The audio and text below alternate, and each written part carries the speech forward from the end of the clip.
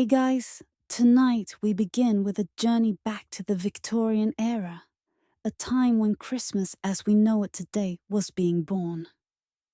Not in a grand palace or through a single momentous event, but slowly, quietly in parlours and sitting rooms across Britain.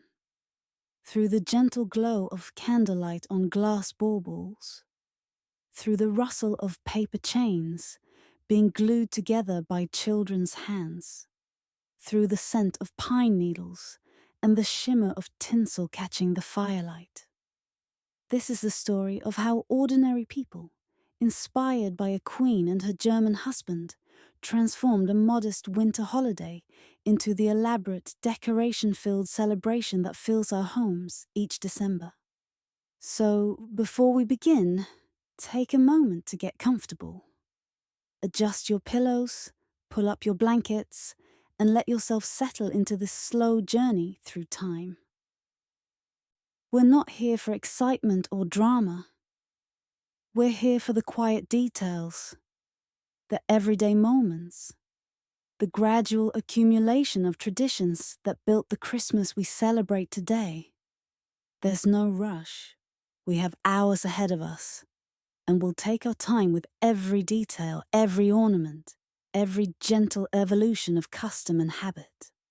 Now, dim the lights if you haven't already. Maybe let a bit of soft lamplight remain, just enough to imagine the glow of Victorian gas lamps or the flicker of candles on a Christmas tree. And let's begin our journey back to a time when Christmas decorations were just beginning to sparkle in British homes. In the early years of Queen Victoria's reign, Christmas was a curious thing in Britain. Not quite forgotten, but not quite celebrated either. Most businesses remained open on Christmas Day.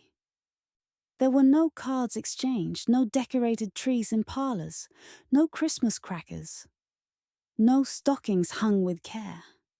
For most working people, it was simply another winter day. Perhaps with slightly better food if they were fortunate, but nothing approaching the elaborate festival it would become by the end of Victoria's long reign. The transformation began quietly, almost imperceptibly, in the 1830s and 1840s. It started in the homes of the wealthy, who had the leisure and means to make Christmas something special.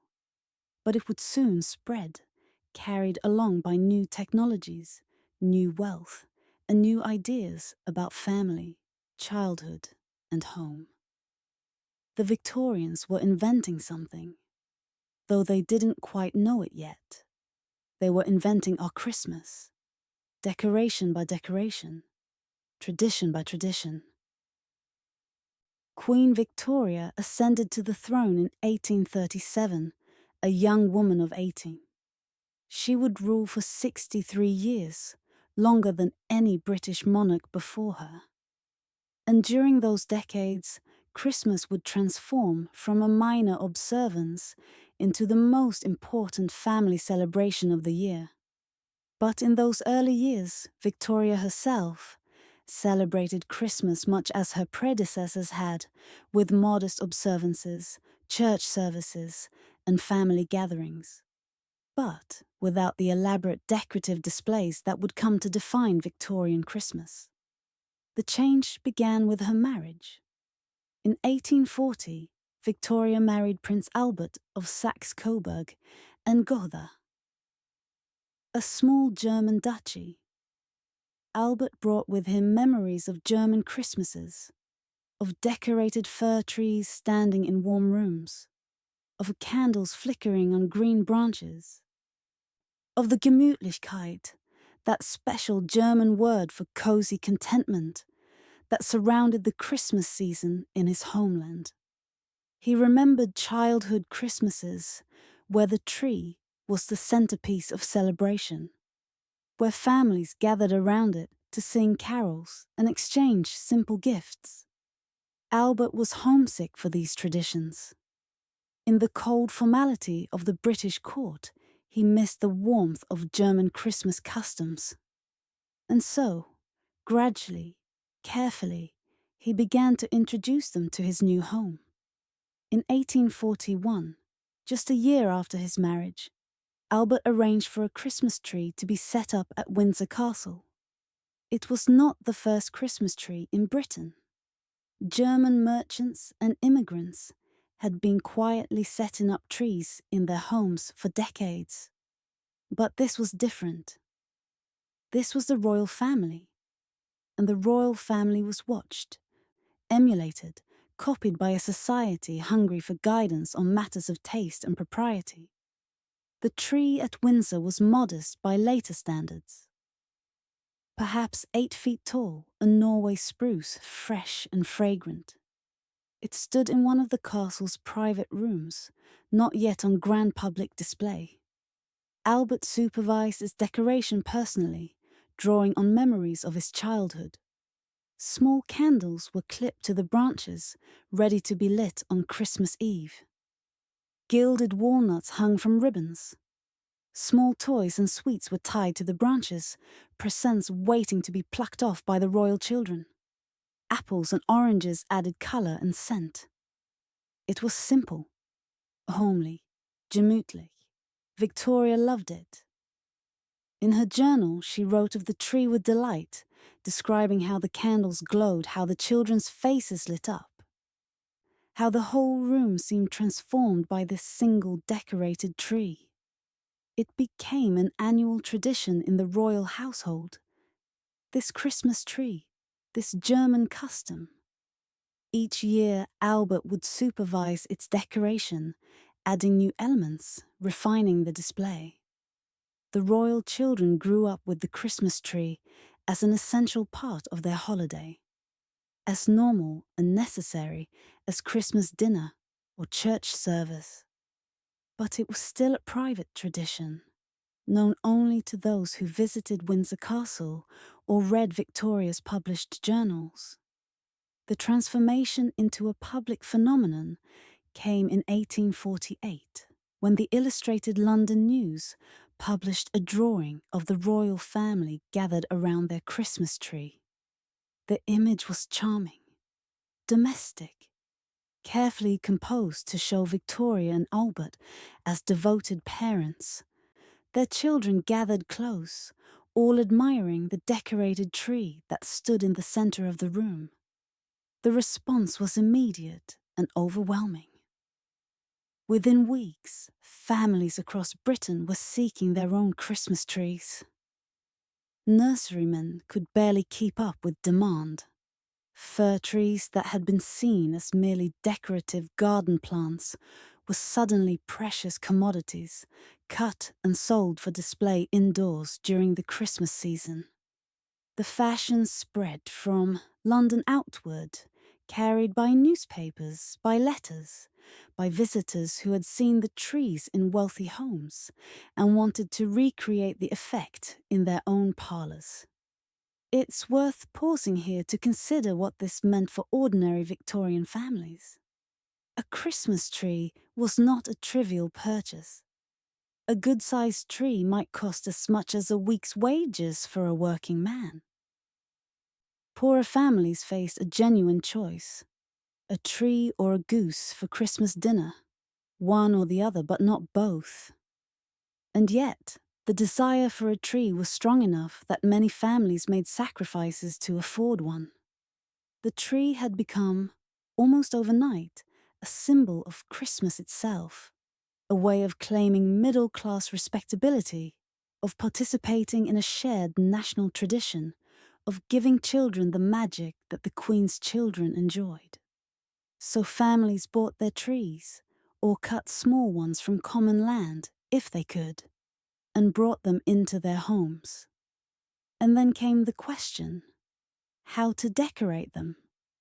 The Illustrated London News drawing showed the royal tree adorned with candles and small gifts, but it didn't provide detailed instructions. Most families had never decorated a tree before. They had to invent their own traditions, their own methods, their own ornaments. And so they did, slowly, experimentally, year by year, building up a vocabulary of Christmas tree decoration that would become standardized only gradually. The simplest decorations were edible. Gingerbread biscuits, baked in shapes of stars and hearts and Christmas trees, could be hung from branches with ribbon. They were inexpensive to make, and children could help with the baking and decorating. Apples and oranges, traditional Christmas treats, were tied to branches, their bright colors standing out against dark green needles. Walnuts could be gilded with gold paint, made precious and ornamental. Sweets wrapped in colored paper added sparkle. These edible ornaments served a dual purpose: decoration during the Christmas season, treats to be eaten afterward. Homemade paper decorations were another popular choice for families of modest means. Paper was relatively cheap, and old newspapers, magazines, scraps of wrapping paper could all be repurposed. Victorian children spent December evenings cutting and folding paper into chains, into stars, into elaborate three-dimensional shapes. Mothers showed daughters how to weave paper into baskets, how to fold paper into fans, how to create paper cones that could be filled with sweets or small gifts. Fathers helped sons cut elaborate snowflakes, each one different, each one catching the light when hung near candles. Ribbon was precious but reusable. A family might have just a few yards of ribbon, red or green or gold, carefully stored from year to year. This ribbon would be tied into bows, used to hang ornaments, draped across branches in swags and loops. When Christmas was over, the ribbon would be carefully untied, rolled up, and put away for next year. Nothing was wasted in Victorian households. Everything that could be reused was saved. For families with a bit more money to spend, shops began offering Christmas tree ornaments for sale. The first advertisements for such ornaments appeared in 1853. Just 5 years after the publication of that famous royal tree image. German manufacturers, recognizing a new market, began producing ornaments specifically for export to Britain. These were not the standardized mass-produced baubles we know today. They were delicate, handmade, often quite expensive items, each one slightly different from the next. Glass ornaments were particularly prized. Glassblowers in the Lauscher region of Germany had been making decorative glass items for decades, and they adapted their skills to create Christmas ornaments. Small glass balls in red, blue, green, and gold were blown by hand, each one unique. The glass was thin, delicate, easily broken, which made the ornaments seem even more precious. Inside the glass, some ornaments were silvered, coated with a thin layer of silver solution that gave them a mirror-like reflective quality. When candlelight struck these silvered ornaments, they glittered and sparkled, multiplying the light, making the whole trees seem to glow. German craftsmen also created more elaborate glass ornaments. Tiny glass birds with spun cotton tails. Glass icicles that caught and refracted light. Small glass houses and churches and castles. Glass fruits that looked almost real. Glass Father Christmas figures, Santa Claus not yet standardized in appearance, sometimes in red, sometimes in green or blue or brown. These ornaments were expensive. A single glass bird might cost as much as a day's wages, but they were also durable if handled carefully. A family could build up a collection over years, adding 1 or 2 new ornaments each Christmas, passing them down to the next generation. The Victorians loved variety in their Christmas tree decorations. Unlike modern trends toward color coordination or theme decorations, Victorian trees were glorious jumbles of color, texture, and style. Homemade paper chains hung alongside expensive glass baubles. Gilded walnuts nestled next to china dolls. Apples and oranges shared branches with elaborate blown glass figures. The goal was abundance, richness, the sense of having gathered together every beautiful thing the family owned and displayed it all at once. This enthusiasm for variety extended to the trees themselves. Victorian Christmas trees were often smaller and sparser than modern trees, designed to show off individual ornaments rather than create a mass of green. Branches were chosen to be visible, providing clear spaces to hang decorations. Some families even trimmed their trees, cutting back branches to create the perfect framework for ornament display. The tree was essentially a display stand, valued for what it could hold, rather than for its own natural beauty. Candles were essential to the Victorian Christmas tree. Without them, the ornaments couldn't properly sparkle and gleam. But candles on a dry tree were obviously dangerous, and Victorian newspapers regularly reported Christmas tree fires. Families took precautions. Metal candle holders were clipped to branches designed to catch dripping wax and hold candles securely. A bucket of water was kept nearby, and often sand as well, ready to extinguish any flames. Children were warned never to touch the tree when candles were lit. The tree was only illuminated for short periods, perhaps an hour on Christmas Eve, and never left unattended. Despite these precautions, fires happened. The scent of scorched needles was familiar to many Victorian households. Small fires were quickly extinguished, but occasionally a whole tree would go up, and sometimes the house with it. Yet families continued to use candles on their trees. The risk was accepted as part of the tradition. The beauty of a candlelit tree, the magic it created for children, was worth the danger. This was an age less concerned with safety than our own, more accepting of risk as an inevitable part of life. As Christmas trees became more common, their display became more elaborate. Initially, trees were simply stood in corners of rooms, perhaps on small tables to raise them to a better height. But by the 1850s, proper Christmas tree stands were being manufactured and sold. These were heavy bases, often made of cast iron, designed to hold a tree upright and stable. Some stands had reservoirs for water, an early recognition that keeping a tree fresh was important. More elaborate stands were decorative in themselves, painted red or green or gold, sometimes cast with ornamental patterns.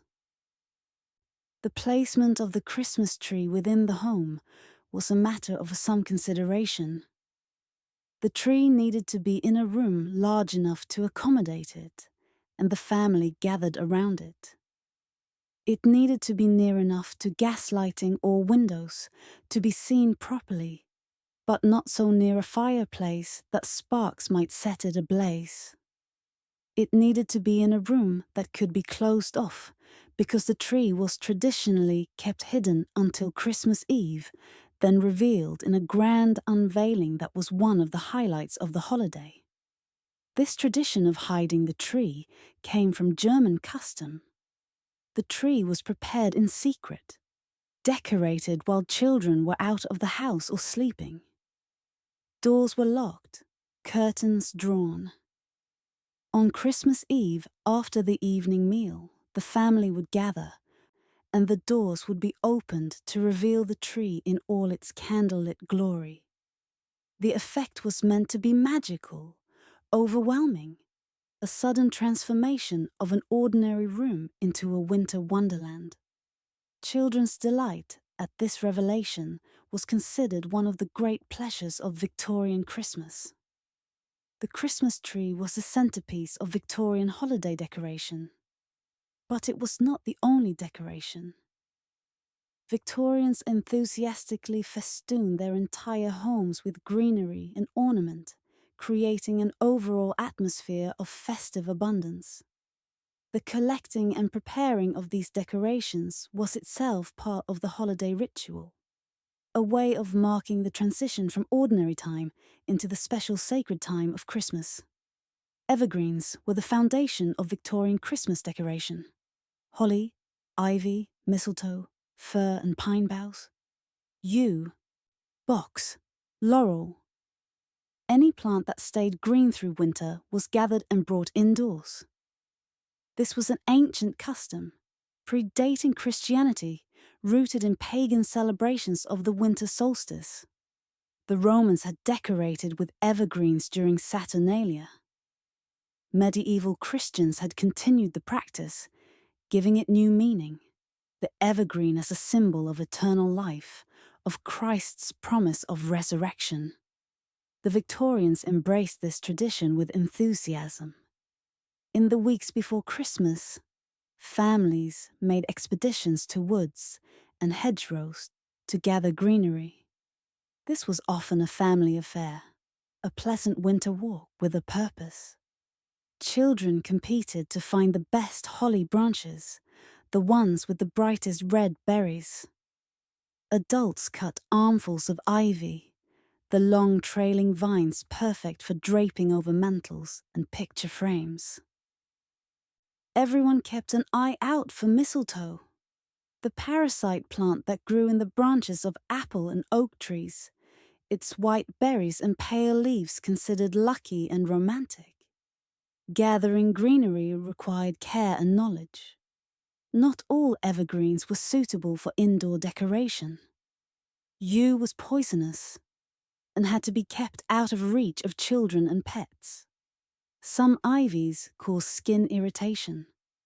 Holly had to be cut carefully to avoid damaging the parent plant, ensuring that it would produce more branches and berries next year.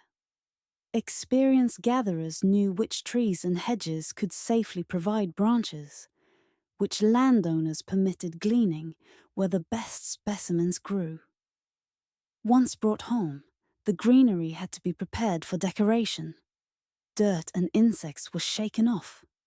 Branches were trimmed to usable lengths. Holly leaves were wiped clean, their glossy surfaces polished. Ivy vines were sorted by length and thickness. Mistletoe was carefully set aside to be hung only in specific traditional locations, over doorways and in the center of rooms. The actual decorating began several days before Christmas.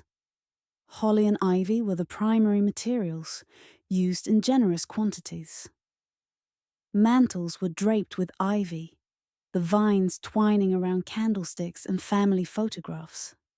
Holly branches were arranged in vases and jugs, placed on tables and windowsills. Picture frames were given greenery corners, small sprigs of holly tucked behind the frame edges. Door frames were outlined in ivy. Staircases had their banisters wrapped in greenery, creating a festive passage between floors. Mistletoe held a special place in Victorian Christmas decoration. The tradition of kissing under the mistletoe was old, but the Victorians made it especially popular. A ball of mistletoe, sometimes combined with holly and ribbons, was hung in the center of a room, and any couple caught standing under it was obliged to kiss. For courting couples, this provided a rare opportunity for public affection in a society that normally frowned on such displays. For married couples, it was a playful reminder of romance. Even children participated, giving chaste pecks on the cheek to family members. The mistletoe kissing custom had rules, like all Victorian customs. A young man was allowed to steal a kiss from any young woman caught under the mistletoe. But he was also required to pluck one of the white berries from the plant. When all the berries were gone, the kissing privilege ended. This limited the number of kisses that could be claimed and added an element of competition. Young men rushing to claim kisses before the berries ran out. Young women pretended to avoid the mistletoe while actually positioning themselves conveniently beneath it. It was all very proper and yet mildly scandalous, which was exactly what made it appealing. Wreaths were another important element of Victorian Christmas decoration, though perhaps not as ubiquitous as they would become in later decades. Wreath making was a folk craft, practiced in rural areas for centuries, and the Victorians adapted it for Christmas. Wreaths were made from whatever materials were available, willow withes or hazel branches bent into circles, then covered with evergreen boughs and decorated with berries, pine cones, ribbons, whatever the maker fancied. These wreaths were hung on front doors, a welcoming sign to visitors, a declaration that this house was celebrating Christmas. Inside, smaller wreaths might decorate walls or be laid flat on tables to serve as centerpieces, with candles placed in their centers. Unlike modern wreaths, with their uniform appearance and purchased materials, Victorian wreaths were highly individual, varying in size, materials, and decoration according to the taste and skill of the maker. The Victorian parlour during Christmas season was a crowded, heavily decorated space by modern standards. Every surface held some ornament or greenery. Mantels were barely visible under layers of ivy, interspersed with candles, photographs, small treasures. Tables held not just the usual family items, but also special Christmas displays, nativity scenes made of carved wood or moulded plaster, small Christmas villages, collections of Christmas cards. Windows were decorated with holly and paper stars. Even gas light fixtures were wreathed in greenery, though carefully, as the heat from gas flames could quickly dry out and ignite pine branches. The overall effect was one of abundance, warmth, festivity. The parlour became a special space during Christmas, set apart from the everyday. This transformation was part of the holiday's appeal. For most of the year, the parlour was a formal room, used for receiving guests, for Sunday gatherings kept neat and tidy. But at Christmas it became something else, a magical space filled with light and colour and scent, a place where ordinary rules were suspended and special things happened. This transformation required work, of course. Victorian housewives and their servants spent considerable time decorating, arranging, rearranging, ensuring everything was perfect. Fresh greenery needed daily attention, wilted branches replaced, fallen needles swept up. Candles had to be trimmed and replaced. The Christmas tree required watering. Decorations had to be kept out of reach of young children who might be tempted to touch or taste them. It was labour-intensive, this Victorian Christmas, but labour that was seen as part of the celebration itself, a way of honouring the season and the family. The scent of Victorian Christmas was distinctive and evocative.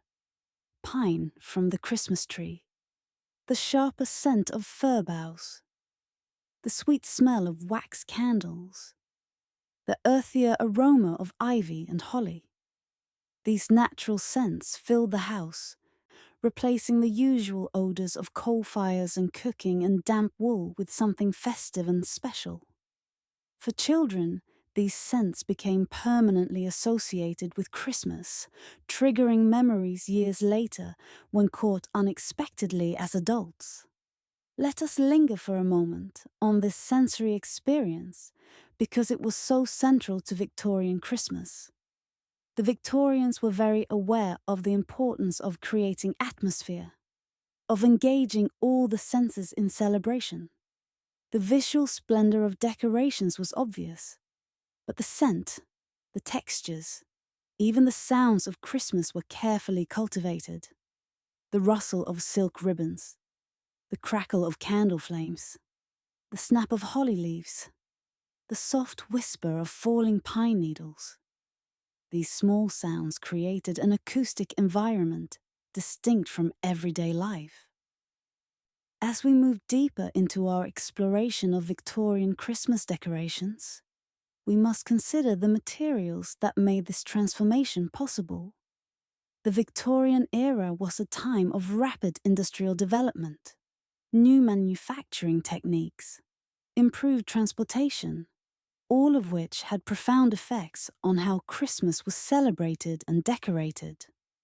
Before Victoria's reign, most Christmas decorations were handmade from materials that were locally available. Farmers might have holly and ivy from their own hedgerows. Townspeople might purchase a few special items, candles or ribbon, but most decoration was improvised from household materials. But the Victorian era saw the rise of a commercial Christmas industry, manufacturers producing and selling Christmas-specific items, shops devoted to holiday goods, catalogues advertising Christmas wares. This commercialization was made possible by improved manufacturing. The Industrial Revolution had transformed British production capabilities. Factories could now produce goods in quantities that would have been impossible for individual craftsmen. Steam power, machine tools, assembly line methods all contributed to an abundance of affordable manufactured goods. And manufacturers quickly recognized Christmas as an opportunity, a seasonal market for specialized products. Paper manufacturing is a good example of this industrial transformation and its effect on Christmas. In the early 19th century, paper was expensive, made by hand from rag pulp, one sheet at a time. But by mid-century, paper machines could produce continuous rolls of paper quickly and cheaply. Wood pulp began to replace rags as the primary material, further reducing costs. By the 1860s, paper was cheap enough that it could be used for temporary decorations, items intended to be discarded after a single Christmas season. This cheap paper enabled a range of new Christmas decorations. Paper chains were perhaps the simplest, strips of colored paper glued into interlocking loops, assembled by children into garlands that could be draped across rooms. The making of paper chains became a standard childhood Christmas activity, one that allowed children to participate in decorating, to feel they were contributing to the family celebration. Victorian children spent hours cutting paper strips, testing colors and patterns, creating chains that grew longer and longer, competing to see who could make the longest chain. Manufacturers produced special Christmas papers, printed with seasonal patterns, holly and ivy designs, images of Father Christmas, winter scenes with snow and icicles. These papers could be used for wrapping gifts, but also for making ornaments, for cutting into shapes, for gluing onto plain cardboard to create colorful decorations.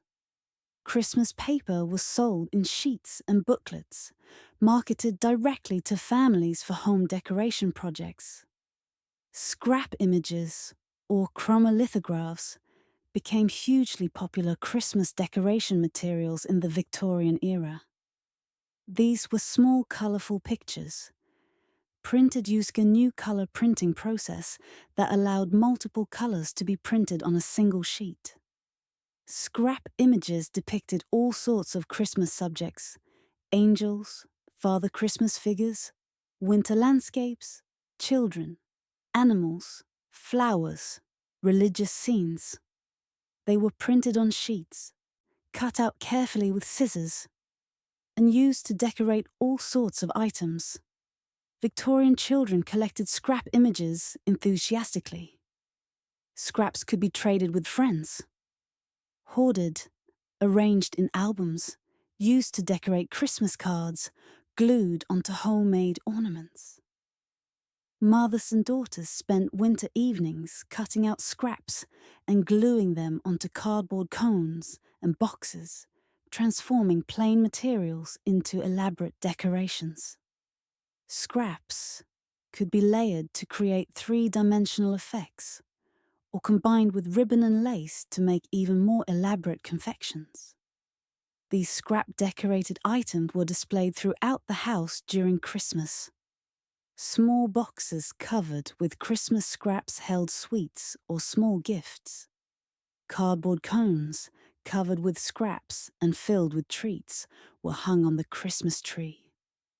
Flat cards with scrap decorations were propped on mantels and tables. The overall effect was colourful, busy, enthusiastically decorative, very much in keeping with Victorian aesthetic preferences. The development of chromolithography also made possible the Christmas card, perhaps the most significant Victorian contribution to Christmas tradition. The story of the first Christmas card is well known. In 1843, Sir Henry Cole, civil servant, inventor, and first director of what would become the Victoria and Albert Museum, was too busy to write individual Christmas letters to all his friends and family. He commissioned artist John Calcutt Horsley to design a card that could be printed and sent to multiple people. Horsley's design showed 3 generations of a family. Racing glasses in a Christmas toast, flanked by images of people helping the poor. The card bore the message, "A Merry Christmas and a Happy New Year to you." 1,000 copies were printed by lithography and hand-coloured. Cole sent some to his own friends and family and sold the remainder at his art shop for £1 each. The card was mildly controversial. Some people objected to the image of children drinking wine, even in a celebratory family context. But the convenience of the Christmas card was obvious, and other entrepreneurs quickly took up the idea. By the 1860s, several companies were producing and selling Christmas cards. By the 1870s, the Christmas card industry was well established. By 1880, over 11 million Christmas cards were being sent annually in Britain. The Victorian Christmas card was quite different from modern cards. Victorian cards were often elaborate, featuring die-cut shapes, embossed details, hidden flaps, and pop-up elements, ribbons, and silk cords. Many cards were highly decorative objects in their own right. Too pretty to discard after Christmas.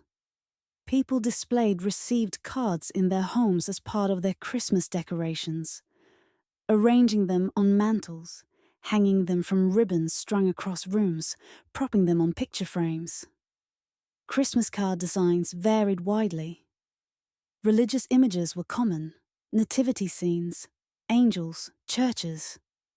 Winter landscapes showed snow-covered cottages and skating scenes. Robins, for some reason, became strongly associated with Christmas in Victorian Britain and appeared on countless cards, their red breasts echoing the red berries of holly. Humorous cards showed comical Father Christmas figures or children in mishaps. Sentimental cards featured pretty children, flowers, idealized family scenes. The sending of Christmas cards became a significant social obligation in Victorian Britain. Middle-class families sent cards to relatives, friends, business associates, servants, tradespeople, anyone with whom they had social connections. Receiving Christmas cards was a mark of social standing, proof of one's network of relationships. Families counted cards as they arrived, noted who sent cards and who didn't, displayed the best and most elaborate cards prominently. Christmas cards also became decorative items to be saved and reused. Victorian craft books suggested numerous projects using old Christmas cards. Cards could be cut up and used as scrap images for decorating new items. They could be assembled into scrapbooks. They could be made into boxes, lampshades, even wallpaper for dollhouses. Nothing was wasted in thrifty Victorian households. Even after Christmas was over, the cards continued to have utility and beauty. The commercial Christmas industry extended to decorations of all sorts. By the 1870s, shops devoted entirely to Christmas goods appeared in larger cities. These shops opened in early November, offering for sale Christmas trees, already cut and ready for display. Tree ornaments from Germany and elsewhere. Artificial snow made from cotton or gypsum powder. Candles specifically made for Christmas trees, thinner and shorter than ordinary candles. Tinsel, that mysterious shimmering material that Victorians loved. Tinsel deserves special attention, as it became one of the most characteristic Victorian Christmas decorations. The word tinsel originally referred to thin metal strips or threads, often made of silver or tin, hence the name. These metal threads had been used in textile weaving for centuries, adding sparkle to expensive fabrics. But in the Victorian era, tinsel was adapted specifically for Christmas decoration. Early Christmas tinsel was made of real metal, thin strips of tin or silver foil. Later, lead foil became common, which was unfortunate as lead is toxic, though Victorians didn't fully understand the dangers. The metal was cut or pressed into narrow strips, which were then twisted slightly to help them catch and reflect light. These strips were sold in hanks, or wrapped around cards, ready to be draped over Christmas tree branches or twisted into garlands. The effect of tinsel was magical in candlelight. The metal strips acted like tiny mirrors, reflecting and multiplying the light from candles, making the whole tree seem to sparkle and glitter. Tinsel moved in warm air currents, creating the impression of constant motion, of life and light. For Victorian families, tinsel transformed an ordinary fir tree into something extraordinary, something precious and magical. Tinsel was used generously on Victorian Christmas trees.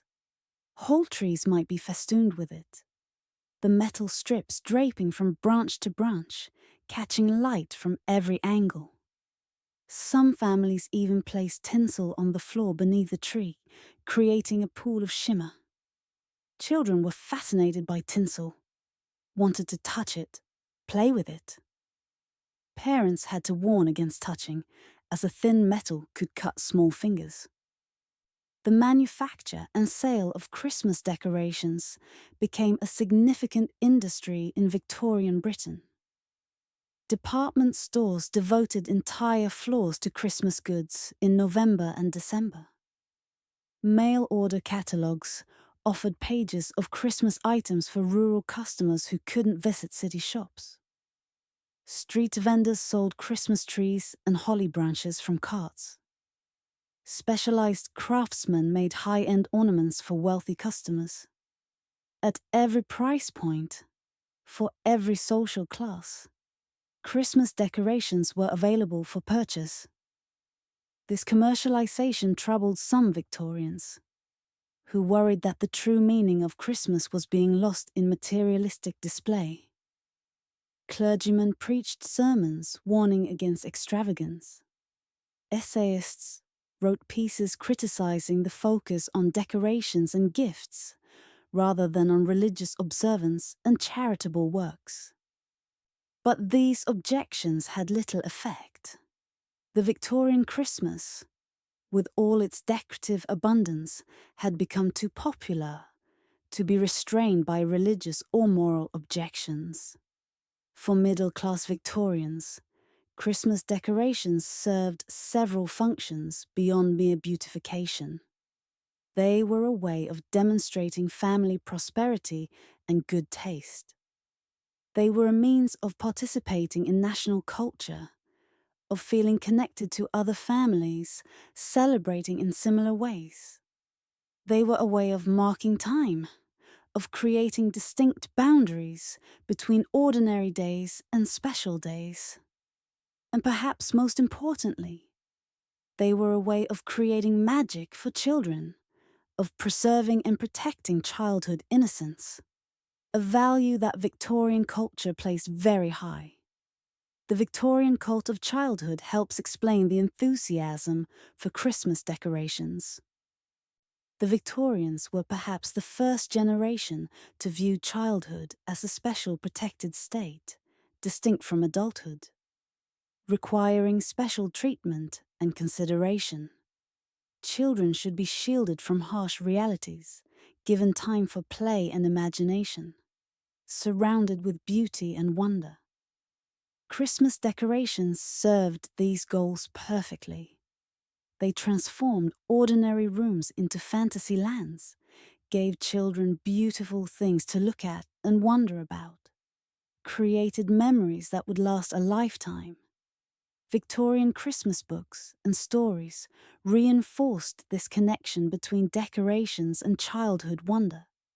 Charles Dickens's A Christmas Carol, published in 1843, described the Cratchit family's modest Christmas with loving detail, emphasizing how even poor people could create festive beauty with evergreens and candles.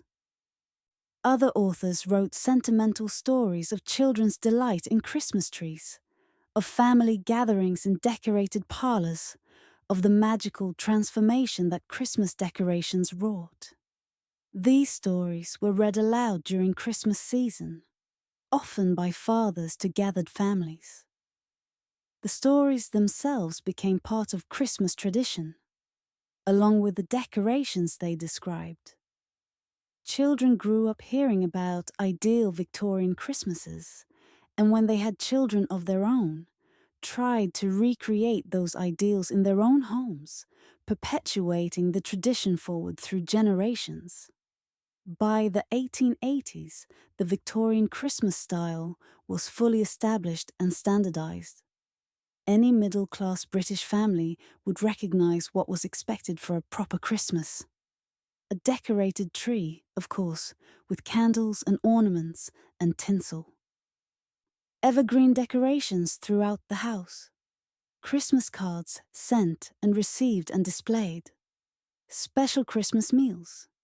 Gift-giving on Christmas Eve or Christmas morning, church services, family gatherings.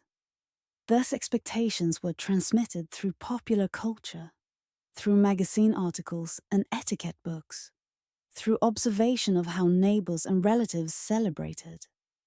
This standardization meant that Victorian Christmas decorations had become predictable, but also reliable. Families knew what to do, what to buy, how to decorate. The anxiety of inventing new traditions was replaced by the comfort of following established patterns. And yet, within this standardization, there was still room for individual variation, for family-specific traditions, for creative touches that made each household's Christmas unique. Regional variations persisted despite standardization. Scottish families celebrated differently than English families. Rural traditions differed from urban ones. Wealthy families had more elaborate decorations than poor ones. But the basic elements were shared across classes and regions, creating a common Victorian Christmas culture that united the nation in shared celebration. This sense of shared national celebration was important to the Victorians. Britain in the 19th century was changing rapidly, industrializing, urbanizing, often unsettlingly. Traditional ways of life were disappearing. Rural communities were breaking up as people moved to cities. Extended families were separated by distance. In this context, Christmas served as an anchor, a reminder of continuity, a time when family reassembled and old traditions were observed. Decorations were part of this anchoring function. Material objects that connected present celebrations to past ones, that would be brought out year after year, that carried memories and associations. The preservation of Christmas decorations from year to year became important. Glass ornaments were carefully wrapped and stored. Ribbons were rolled and put away. Artificial flowers and paper decorations that survived intact were kept for next year. Family members remembered which ornaments were purchased in which years, who made which paper chains, which Christmas cards came from which beloved friends. Decorations accumulated histories, became carriers of family memory. This impulse to preserve and reuse was partly economic. Christmas decorations were expensive, and thrifty Victorians hated waste. But it was also emotional. Old decorations carried associations, reminded people of past Christmases, of family members who might have died or moved away. The old glass bird ornament that grandmother had purchased 30 years ago. The paper star that the children made when they were small. The Christmas card from a friend who had emigrated to Australia. These objects were precious not for their monetary value, but for their memory value. The Victorian Christmas decoration style reached its peak in the 1880s and 90s. By then, the basic elements had been established and elaborated. Trees were larger, more densely decorated. Houses were more thoroughly festooned with greenery. Card sending had become obligatory in middle-class society. The commercial Christmas industry was mature, offering an enormous range of products. Christmas had become the most important holiday of the Victorian year, economically and culturally. But changes were coming. Victoria died in 1901, ending the longest reign in British history. The Edwardian era that followed would modify some Victorian Christmas traditions, simplifying some, commercializing others further. The First World War would disrupt traditional celebrations, make some Victorian customs seem antiquated. By the 1920s, the Victorian Christmas style was becoming old-fashioned, replaced by newer, more modern approaches. Yet Victorian Christmas decorations never entirely disappeared. Many elements survived, evolved, continued. We still decorate Christmas trees, though our ornaments are different, and our trees have electric lights instead of candles. We still send Christmas cards, though increasingly by email instead of post. We still use evergreen decorations, though often artificial instead of real. We still feel that Christmas requires decorative transformation of our homes, that visible signs of celebration are necessary. The Victorian Christmas persists in our imagination. When we think of a traditional Christmas, we often picture something essentially Victorian. A decorated tree, a family gathered in a warm parlour, snow outside, gifts and food and celebration inside. This image was created in Victoria's reign, popularised through Dickens and other writers, transmitted through generations. It's not the only way to celebrate Christmas, but it's the way that feels traditional, authentic, right to many people in the English-speaking world. As we continue our exploration of Victorian Christmas decorations, we'll delve deeper into specific types of ornaments, into regional variations, into the social meanings embedded in decorative choices. But for now, let's pause and reflect on what we've learned so far. The Victorian Christmas decoration style emerged gradually over Victoria's reign, starting with Albert's Christmas trees and expanding to encompass the entire home. It was made possible by industrialization, by new manufacturing techniques, by rising middle-class wealth. It was driven by values of family, childhood, domesticity. And it created the template for Christmas celebration that we still follow, more or less, 120 years after Victoria's death. Now, let us turn our attention to the specific ornaments that graced Victorian Christmas trees. We've spoken of them in general terms, but each type of ornament has its own history, its own method of manufacture, its own cultural meaning.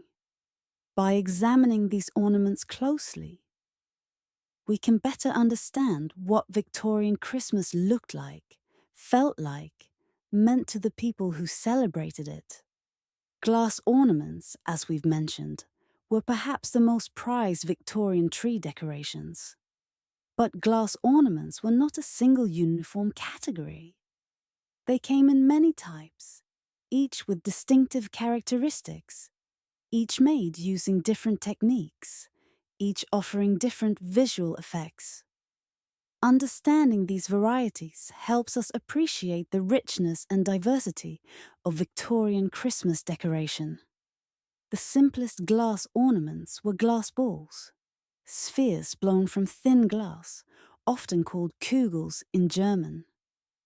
These balls came in various sizes, from tiny spheres hardly larger than marbles to quite substantial ornaments several inches in diameter. The glass could be clear or coloured red, green, blue, gold, amber, many different hues. Clear glass balls were often silvered on the inside, giving them a mirror-like reflective quality that multiplied candlelight wonderfully. The silvering process was delicate and fascinating. A solution of silver nitrate was poured into the glass ball, swirled around to coat the interior surface, then poured out. The silver adhered to the glass, creating a thin reflective layer. The opening of the ball was then sealed with wax or a metal cap. Properly done, the silvering could last for decades. Poorly done, the silver would tarnish or flake off, especially if moisture got inside the ball. These silvered glass balls were probably the most characteristic Victorian Christmas ornament. In candlelight, they sparkled and gleamed like jewels. They were light enough to hang easily from tree branches, but substantial enough to create visual presence. A tree with dozens of silvered glass balls seemed to be studded with captured stars, each one reflecting flames and faces and the green of surrounding needles. Children were mesmerized by these ornaments, could spend long minutes staring into them, seeing distorted reflections of the room and themselves. Beyond simple balls, German glassblowers created figural ornaments in astonishing variety. These were made using molds, hollow forms that shaped the hot glass into specific images. A craftsman would blow a small gather of molten glass into the mold, wait for it to cool slightly, then remove it and finish the piece. The result was a thin-walled glass figure, hollow, light, delicate, and remarkably detailed. Birds were popular subjects for figural glass ornaments. Cardinals, robins, peacocks, owls, doves, swans all appeared as Christmas ornaments. These bird ornaments often had spun cotton tails, adding texture and softening their appearance. Some had glass loops attached for hanging, while others had metal clips that could grasp tree branches. Bird ornaments might be silvered like glass balls, or painted with coloured details, or left in natural clear or coloured glass. Fruit was another common subject for glass ornaments. Grapes, apples, pears, strawberries, plums, all rendered in glass and hung on Christmas trees. These fruit ornaments connected to older traditions of hanging real fruit on Christmas trees, but offered the advantage of being reusable year after year. Glass fruit could be quite realistic, molded to show dimples and stems and leaves, or more stylized and decorative. Religious figures appeared as glass ornaments, though perhaps less commonly than might be expected for a Christian holiday. Glass angels, Father Christmas figures, and occasional nativity-related images like mangers or stars. These religious ornaments were often more expensive, more finely detailed, treated with more reverence than secular ornaments. They might be placed in prominent positions on the tree, near the top or facing the room, rather than hidden in back branches. Whimsical ornaments showed the playful side of Victorian Christmas. Glass fish and frogs, little houses and castles, musical instruments, vegetables, Santas riding bicycles or in hot air balloons. These ornaments injected humour into Christmas trees, reminded viewers not to take things too seriously. Children especially loved these funny ornaments, would giggle pointing them out to visitors. All these figural glass ornaments were handmade, which meant each one was slightly different. Moulds provide the basic shape, but details varied.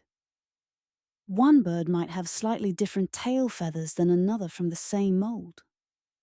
One apple might be redder, one pear greener. This variability added to the charm of glass ornaments. Each one felt unique, special, not just one of thousands of identical factory products. Glass ornaments were fragile and breakage was common. A careless touch, a too vigorous slam of a door creating air currents, a falling ornament, any of these could shatter a delicate glass treasure.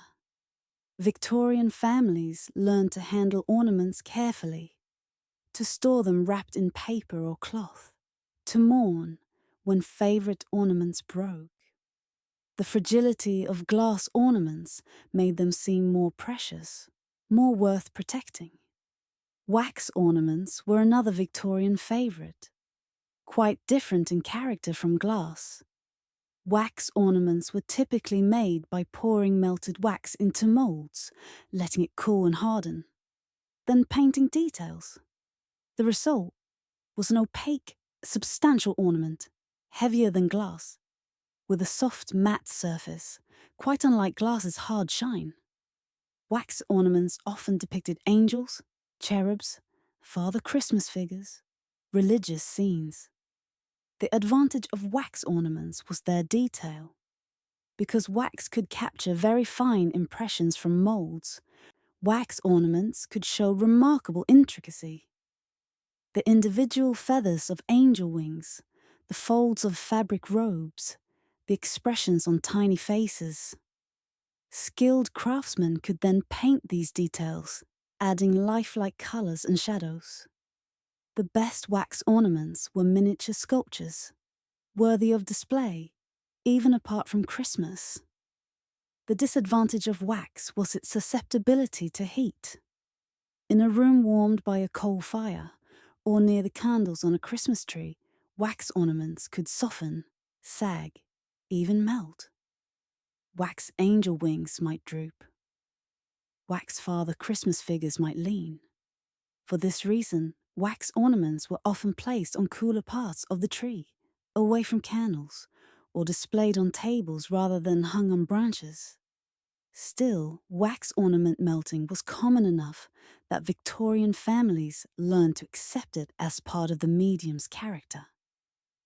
Dresden ornaments, named for the German city where they were primarily made, were constructed from embossed cardboard covered with chromolithographed paper. These were flat or low-relief ornaments, showing three-dimensional subjects like ships, locomotives, animals, buildings. Dresden ornaments were not as delicate as glass, making them more practical for households with young children. They were also relatively inexpensive, accessible to families of moderate means. The manufacturing process for Dresden ornaments involved stamping thin cardboard into molds to create raised relief, then gluing chromolithographed paper over the shaped cardboard to add color and detail.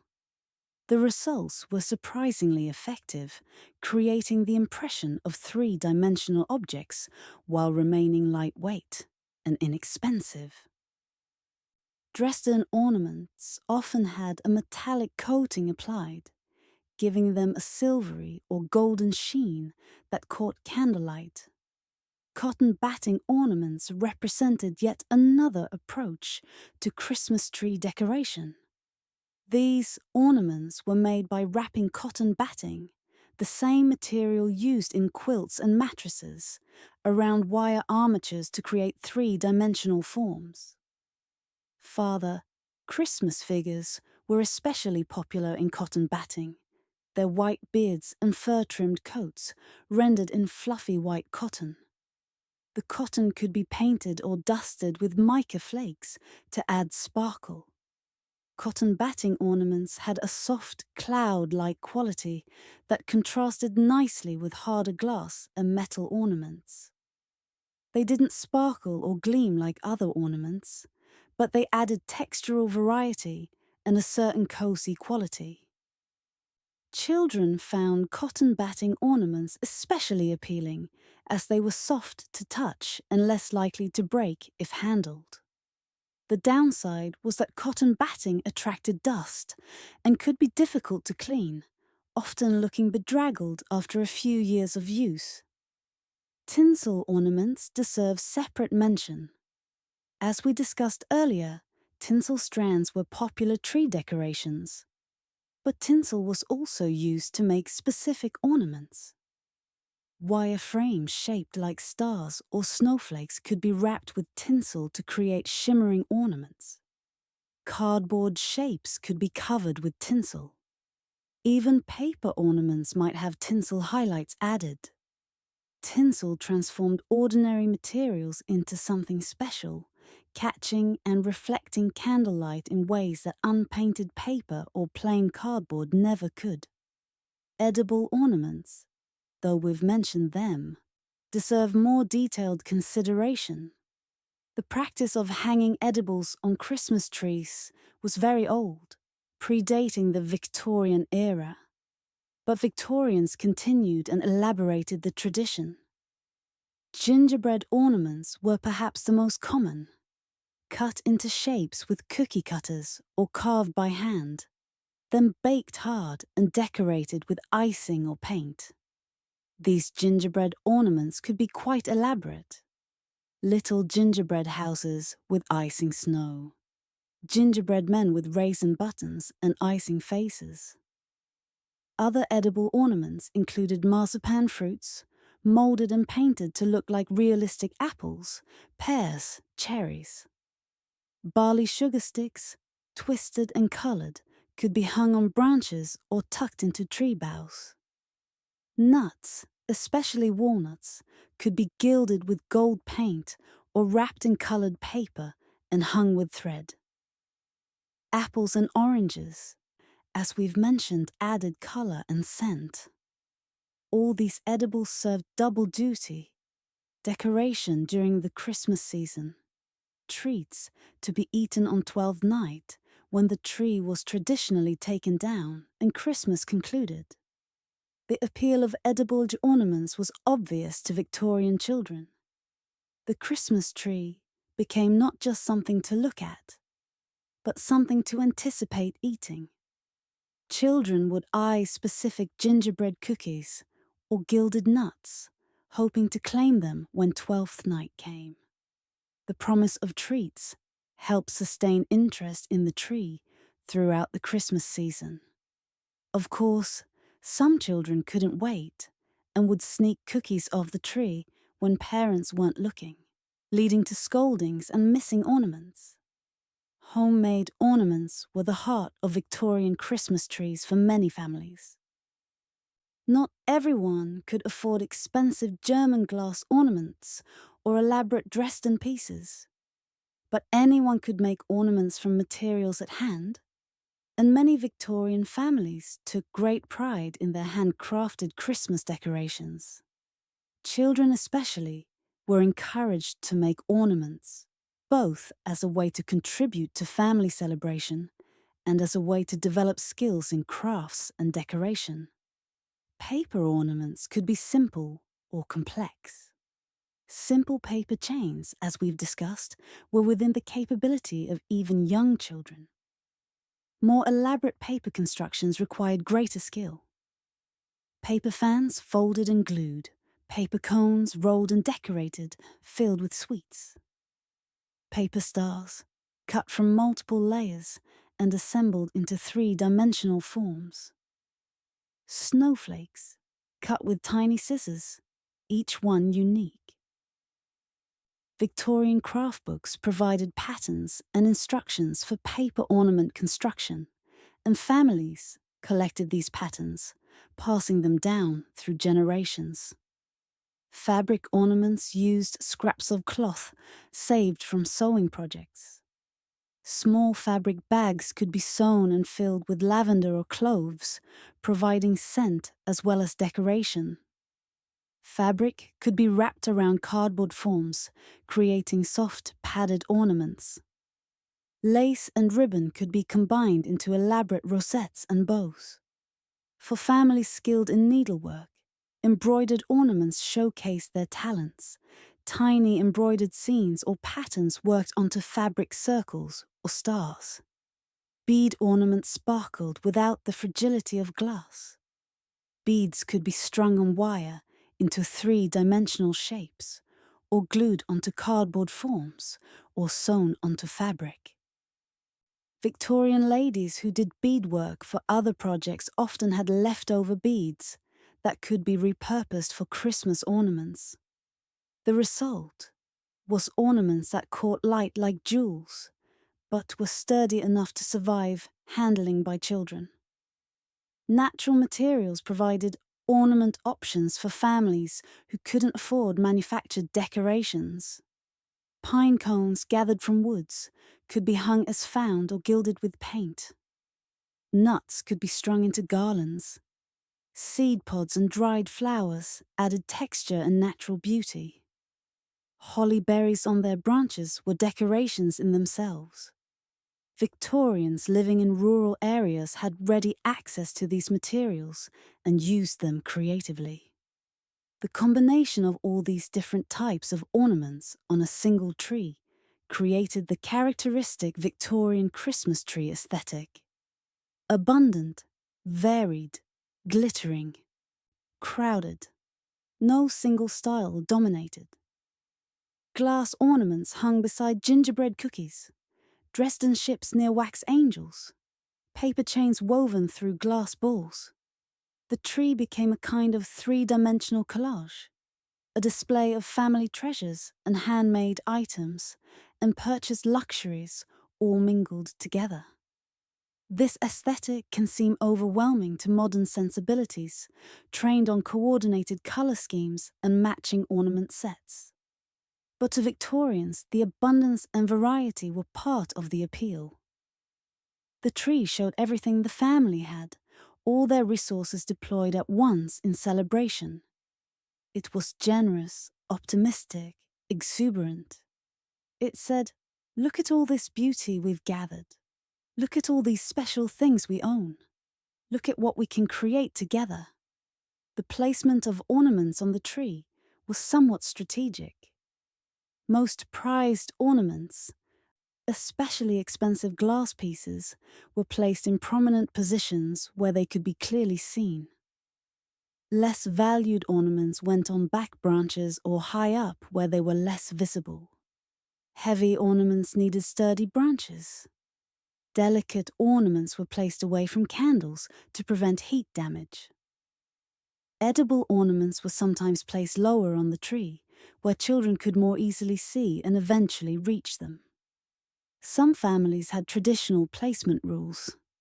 Perhaps a special ornament always went on a particular branch. Perhaps children were each assigned sections of the tree to decorate. Perhaps the treetop ornament, often a star or angel, was placed last in a small ceremony. These small traditions added meaning to decoration, made it more than just arbitrary arrangement, made it ritual and remembrance. The Victorian Christmas tree was typically decorated on Christmas Eve or the day before. This was different from modern practice of putting up trees after Thanksgiving and keeping them up until January. Victorian trees appeared suddenly, were displayed for the 12 days of Christmas, from Christmas Day through 12th night on January 6th, then were taken down and stored away for another year. This concentrated display period made the tree seem more special, more of an event, rather than a long-term decoration. The taking down of the tree was itself a minor ritual. Ornaments were carefully removed and wrapped for storage. Edible ornaments were distributed and eaten. The tree itself, by 12th night quite dry and shedding needles, was carried outside. In some regions, trees were burned in bonfires, a ceremonial end to Christmas. In other areas, trees were simply disposed of, their branches recycled as kindling or garden mulch. The storage of ornaments required care. Glass ornaments were especially fragile and needed protective wrapping. Boxes were lined with paper or cloth. Each ornament was individually wrapped.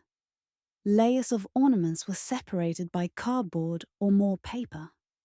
The boxes were then stored in cool, dry places where they would not be disturbed until next Christmas. Families with large ornament collections might have multiple boxes, carefully labeled to remember what each contained. Despite careful storage, breakage and loss were inevitable. Glass ornaments slipped from wrapping and shattered. Moths got into fabric ornaments. Mice nibbled paper decorations. Each year, some ornaments were missing when boxes were opened, broken or damaged beyond use. This attrition was accepted as normal, and families simply replaced lost ornaments gradually, adding new ones to their collections year by year. This pattern of loss and replacement meant that Christmas ornament collections evolved over time. The oldest ornaments, survivors from early Christmases, became increasingly precious, handled more carefully, given the best positions on the tree. Newer ornaments were treated more casually, their loss less significant. Over decades, a family's ornament collection became a kind of archaeological record of their Christmases, with layers representing different eras, different purchasing decisions, different handmade efforts. The accumulation of ornaments over years and decades was part of what made Victorian Christmas trees feel so rich and meaningful. They weren't just decorated trees, they were displays of family history, showcases of memory, three-dimensional scrapbooks. Each ornament carried its story when it was purchased or made, who gave it or created it, what Christmas it first appeared on, what events surrounded it. Looking at the tree meant remembering, connecting present celebration to past celebrations, feeling the continuity of family and tradition. This is why Victorian families treasured their Christmas ornaments so carefully, why breakage was genuinely mourned, why ornaments were passed down through generations as inheritances. They weren't just pretty objects, they were carriers of meaning, repositories of family memory, tangible connections to loved ones living and dead. The glass bird ornament that grandmother had loved. The paper star that the children made the year before father died. The wax angel that had hung on the tree since the family's first Christmas in their new house. These objects mattered in ways that transcended their monetary value or aesthetic appeal.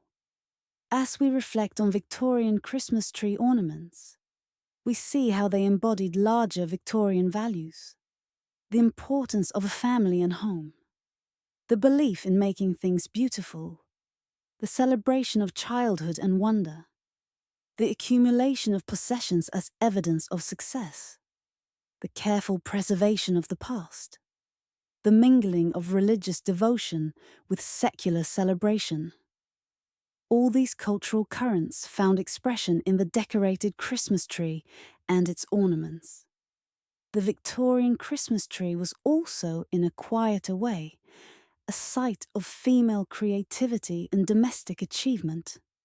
Women and girls did most of the ornament making, most of the tree decorating, most of the preservation and storage work.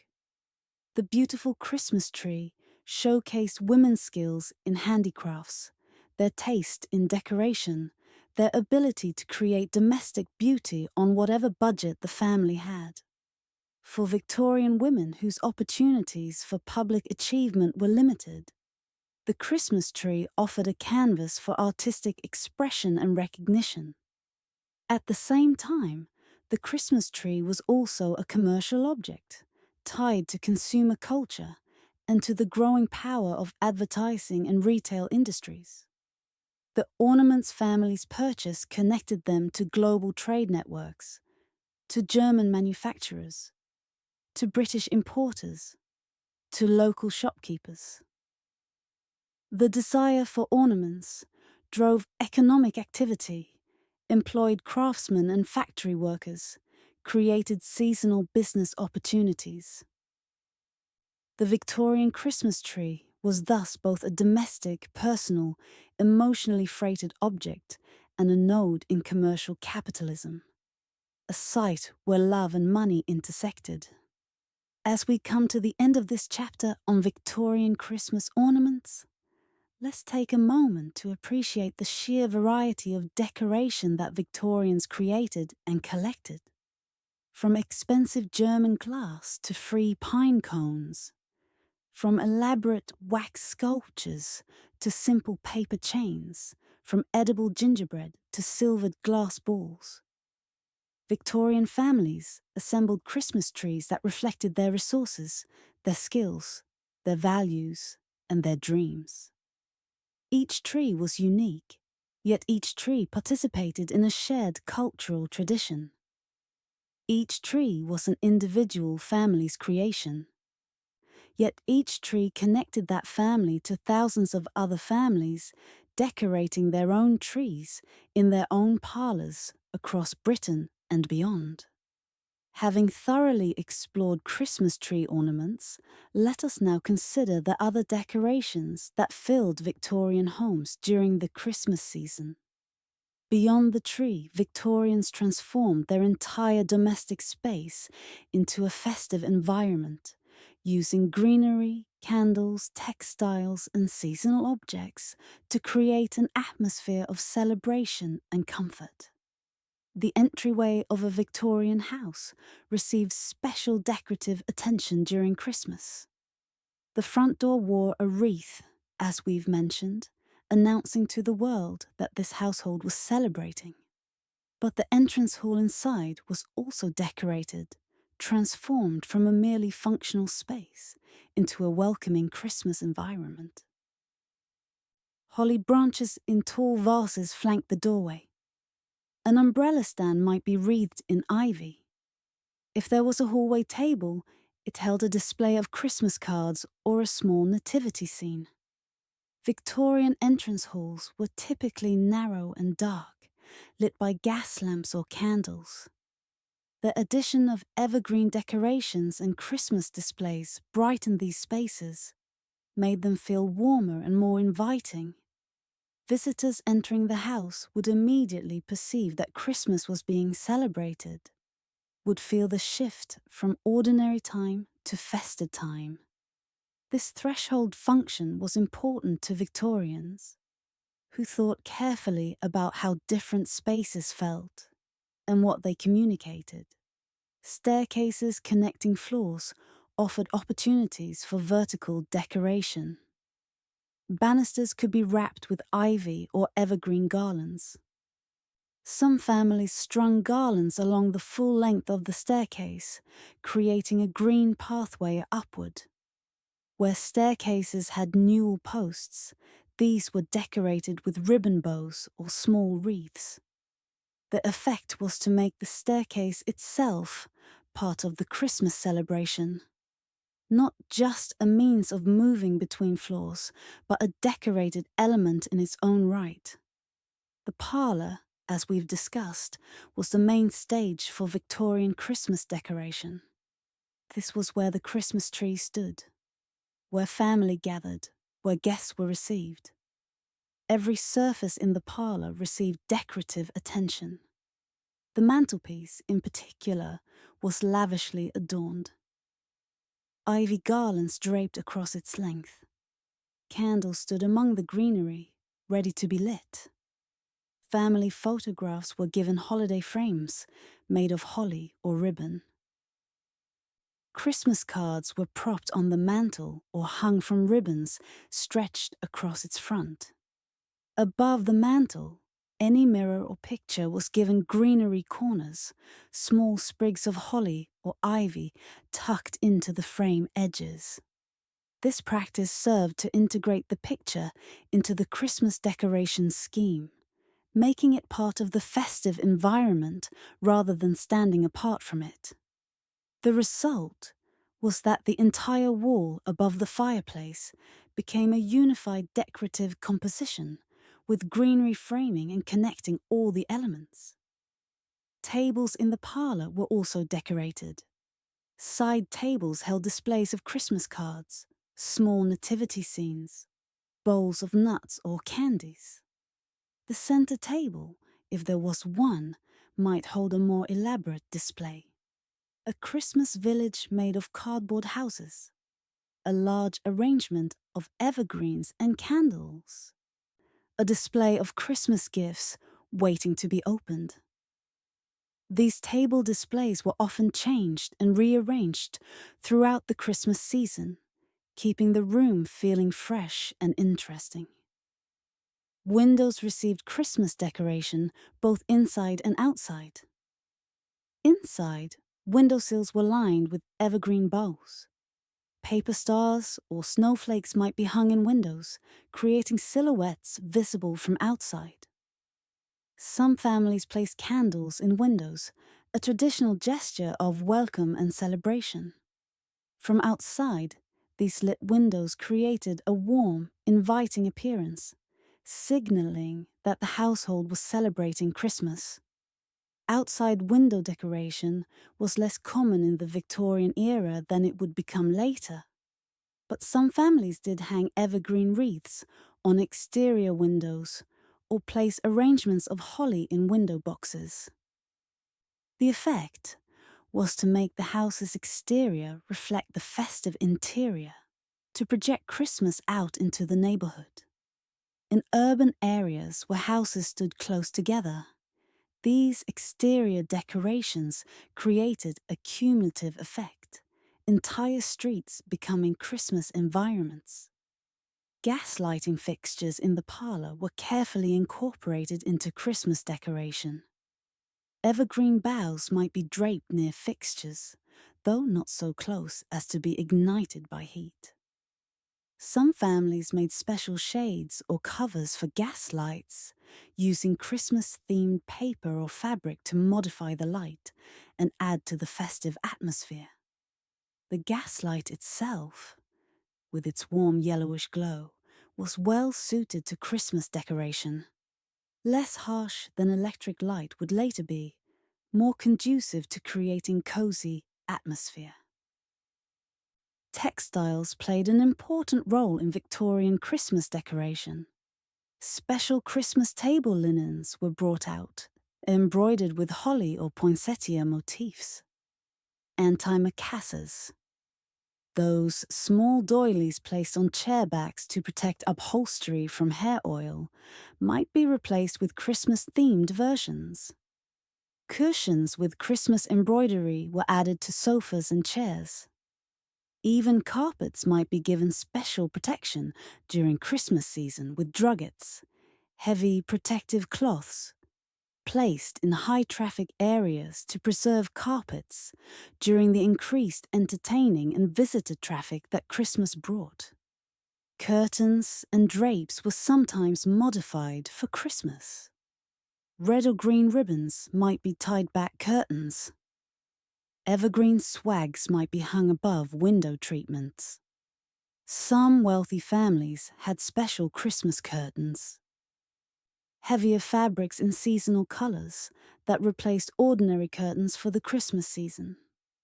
These seasonal curtains not only added to the festive appearance, but also provided practical benefits, helping to insulate windows and keep warm air inside during cold December weather. The dining room required special decoration, as Christmas dinner was a central event of the holiday.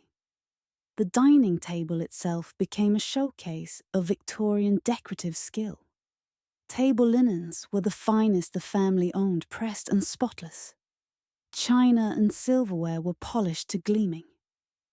Crystal glassware sparkled, and in the center of the table, an elaborate centerpiece combined evergreens, candles, fruits, nuts, and sometimes flowers into a formal display. Victorian centerpiece construction followed certain rules. Height was important. The centerpiece should be tall enough to be impressive, but not so tall as to block sight lines across the table and prevent conversation. Symmetry was generally preferred, with balanced arrangement of elements. Fresh evergreens provided the base structure into which other elements were integrated. Candles were essential, usually in candelabras or individual holders, providing both light and formality. Fruits, especially oranges and apples, added color and scent. Nuts, in decorative bowls, filled gaps. Sometimes small gifts or party favors for guests were incorporated into the centerpiece design. Around this central display, place settings were arranged with care. Each setting had multiple forks, knives, spoons, appropriate to the many courses of a Victorian Christmas dinner. Name cards indicated where guests should sit. Special Christmas crackers, those Victorian inventions, were placed at each setting or handed out during the meal. The overall effect was one of abundance and formality. A table that announced the importance of the occasion and the family's pride in hosting. Christmas crackers deserve more detailed discussion, as they were a distinctively Victorian invention that has persisted to the present day. Tom Smith, a London confectioner, created the Christmas cracker in the mid-1840s. Initially, they were simply bonbons, sugared almonds wrapped in twisted paper, inspired by French confectionery Smith had seen on a trip to Paris. But Smith wanted to make them more interesting, more distinctively British. The crucial innovation came when Smith added the crack, a small explosive charge that would make a snapping sound when the cracker was pulled apart. This required technical development, creating a strip of chemically treated paper that would ignite with a snap when sharply pulled. Once perfected, the cracker became much more appealing. The surprise bang, adding excitement to the opening. Smith then began including small gifts inside the crackers, along with the bonbons. Initially, these were modest items, small toys, trinkets, bits of jewelry for ladies. But as crackers became more expensive, the gifts became more substantial. High-end crackers for wealthy households might contain real jewelry, expensive trinkets, valuable small items. The cracker became a way of gift-giving, of surprising guests and family members. Mottos were another Victorian addition to Christmas crackers. These were small printed slips of paper with jokes, riddles, love verses, or fortune-telling predictions. The quality of cracker mottos varied widely, from clever puns to groan-inducing nonsense. But reading crackers' mottos aloud became a traditional part of Christmas dinner entertainment. With family members sharing their jokes and fortunes, laughing at the silly ones, appreciating the clever ones. Paper crowns were added to crackers in the later Victorian period. These were simple crowns made of coloured tissue paper, printed with designs or left plain. When a cracker was pulled, the crown would be inside along with the gift and motto. It became customary to wear these paper crowns throughout Christmas dinner, creating a festive, egalitarian atmosphere where everyone, from grandparents to children, wore silly crowns and looked equally ridiculous. This democratizing effect was very Victorian, reflecting the holiday's role as a time when normal social hierarchies could be temporarily relaxed. Christmas crackers were typically opened between courses of Christmas dinner, providing entertainment during the meal. Two people would each grasp one end of a cracker and pull, the cracker breaking with a snap. The person holding the larger part getting to keep the contents. This was a moment of excitement and mild competition, especially for children. The uncertainty of which end would break, what gift would be inside, what the motto would say, all added suspense to the simple act of opening a wrapped item. The variety of Christmas crackers available to Victorian families was remarkable. Simple crackers for children contained penny toys and simple jokes. Fancy crackers for adults had better gifts and more sophisticated mottos. Luxury crackers for wealthy households could be quite expensive, with high-quality gifts wrapped in elaborate decorative paper.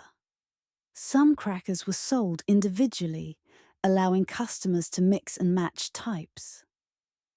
Others came in box sets, 6 or 12 crackers all matching in design. The manufacturing of Christmas crackers became a significant industry in Victorian Britain. Tom Smith's company grew large, employing many workers during the Christmas season. Other manufacturers entered the market, creating competition and driving innovation. By the end of the Victorian era, Christmas crackers were standard items on British Christmas tables, part of what made Christmas dinner distinctively British. Beyond the dining room and parlour, other rooms in the Victorian house might receive Christmas decoration. Bedrooms might have small wreaths on doors or sprigs of holly on dressing tables. The kitchen, though primarily a working space, might have Christmas cards displayed or evergreen boughs on shelves. Even servants' quarters might receive modest decoration, a small tree or some greenery, though servants often had little time to enjoy such things during the busy Christmas season. Children's nurseries received special decorative attention. Here, the focus was on creating magic and wonder. Nursery Christmas decorations were often more whimsical than those in adult spaces. Toys might be displayed as decorations. Strings of paper dolls or gingerbread figures might be hung. Pictures on nursery walls might be given special Christmas frames. The nursery Christmas tree, if there was a separate one for children, emphasized fun over formality, with more edible ornaments and homemade decorations. The transformation of the Victorian house for Christmas was extensive but temporary. Most Christmas decorations were put up in late December and taken down by Twelfth Night in early January. This limited duration made the decorations feel more special, more event-like. The house in Christmas dress was different from the house in everyday dress, creating a sense of occasion and celebration. The putting up of decorations was itself an event, often involving the whole family. The taking down was usually more subdued, a return to normality after the excitement of Christmas. The labor involved in Victorian Christmas decoration should not be underestimated. Creating and arranging all these decorations took considerable time and effort.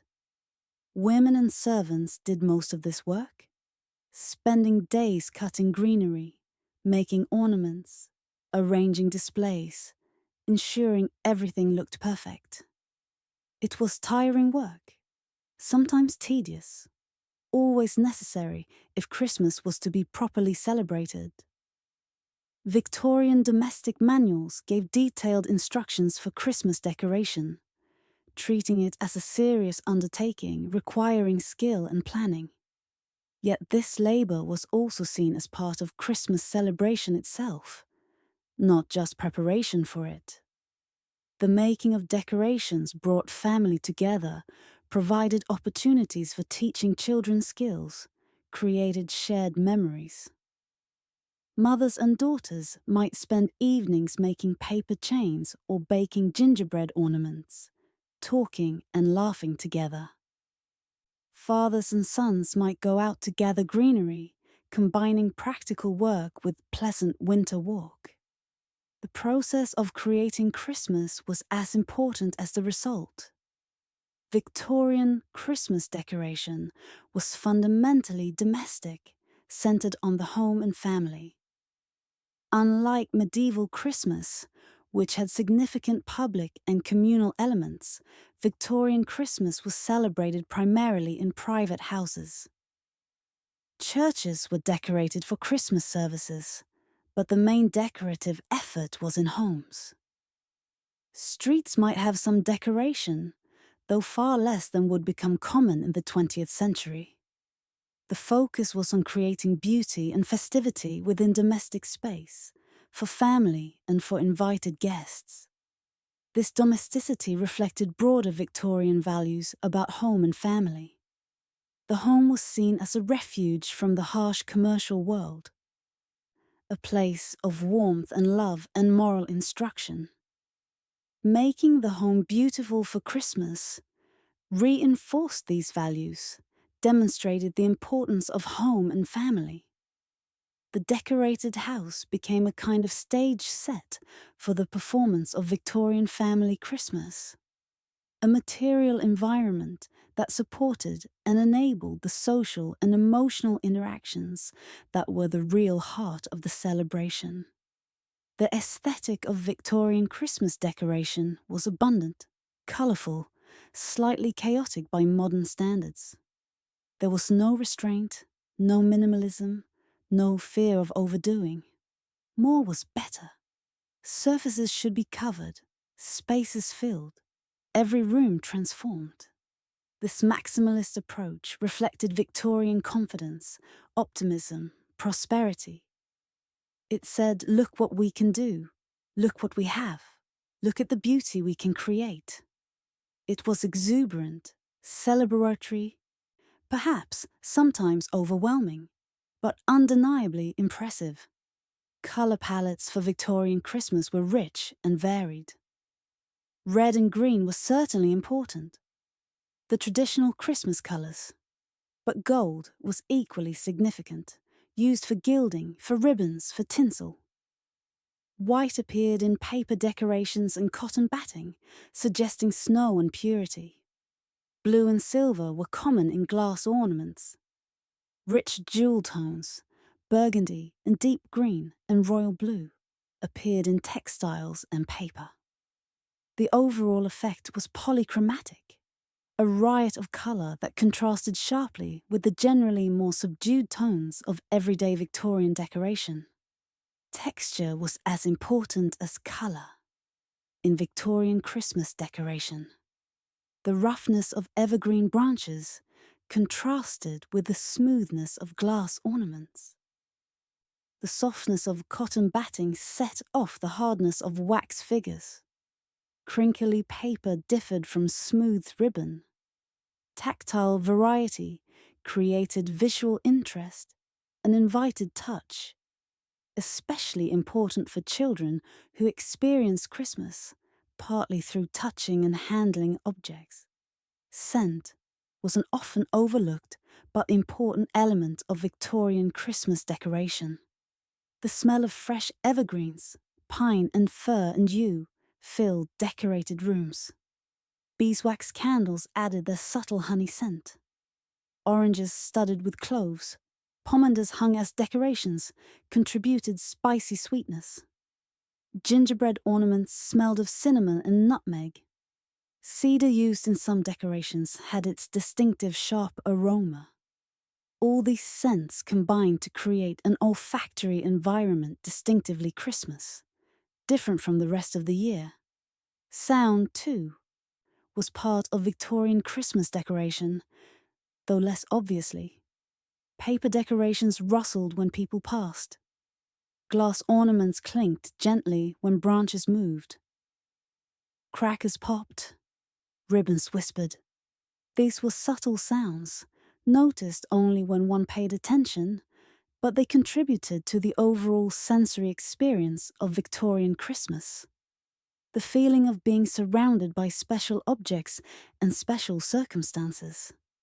As we conclude this chapter on Victorian Christmas decoration beyond the tree, we should recognize how thoroughly Victorians transformed their domestic environments for Christmas.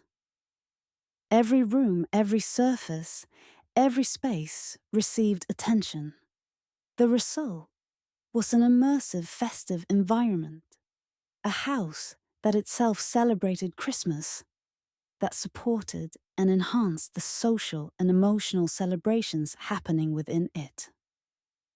This total transformation was labor-intensive, required resources and time, but to Victorians it was essential. Christmas without decoration would have seemed incomplete, half-hearted, a failure to properly honor the holiday.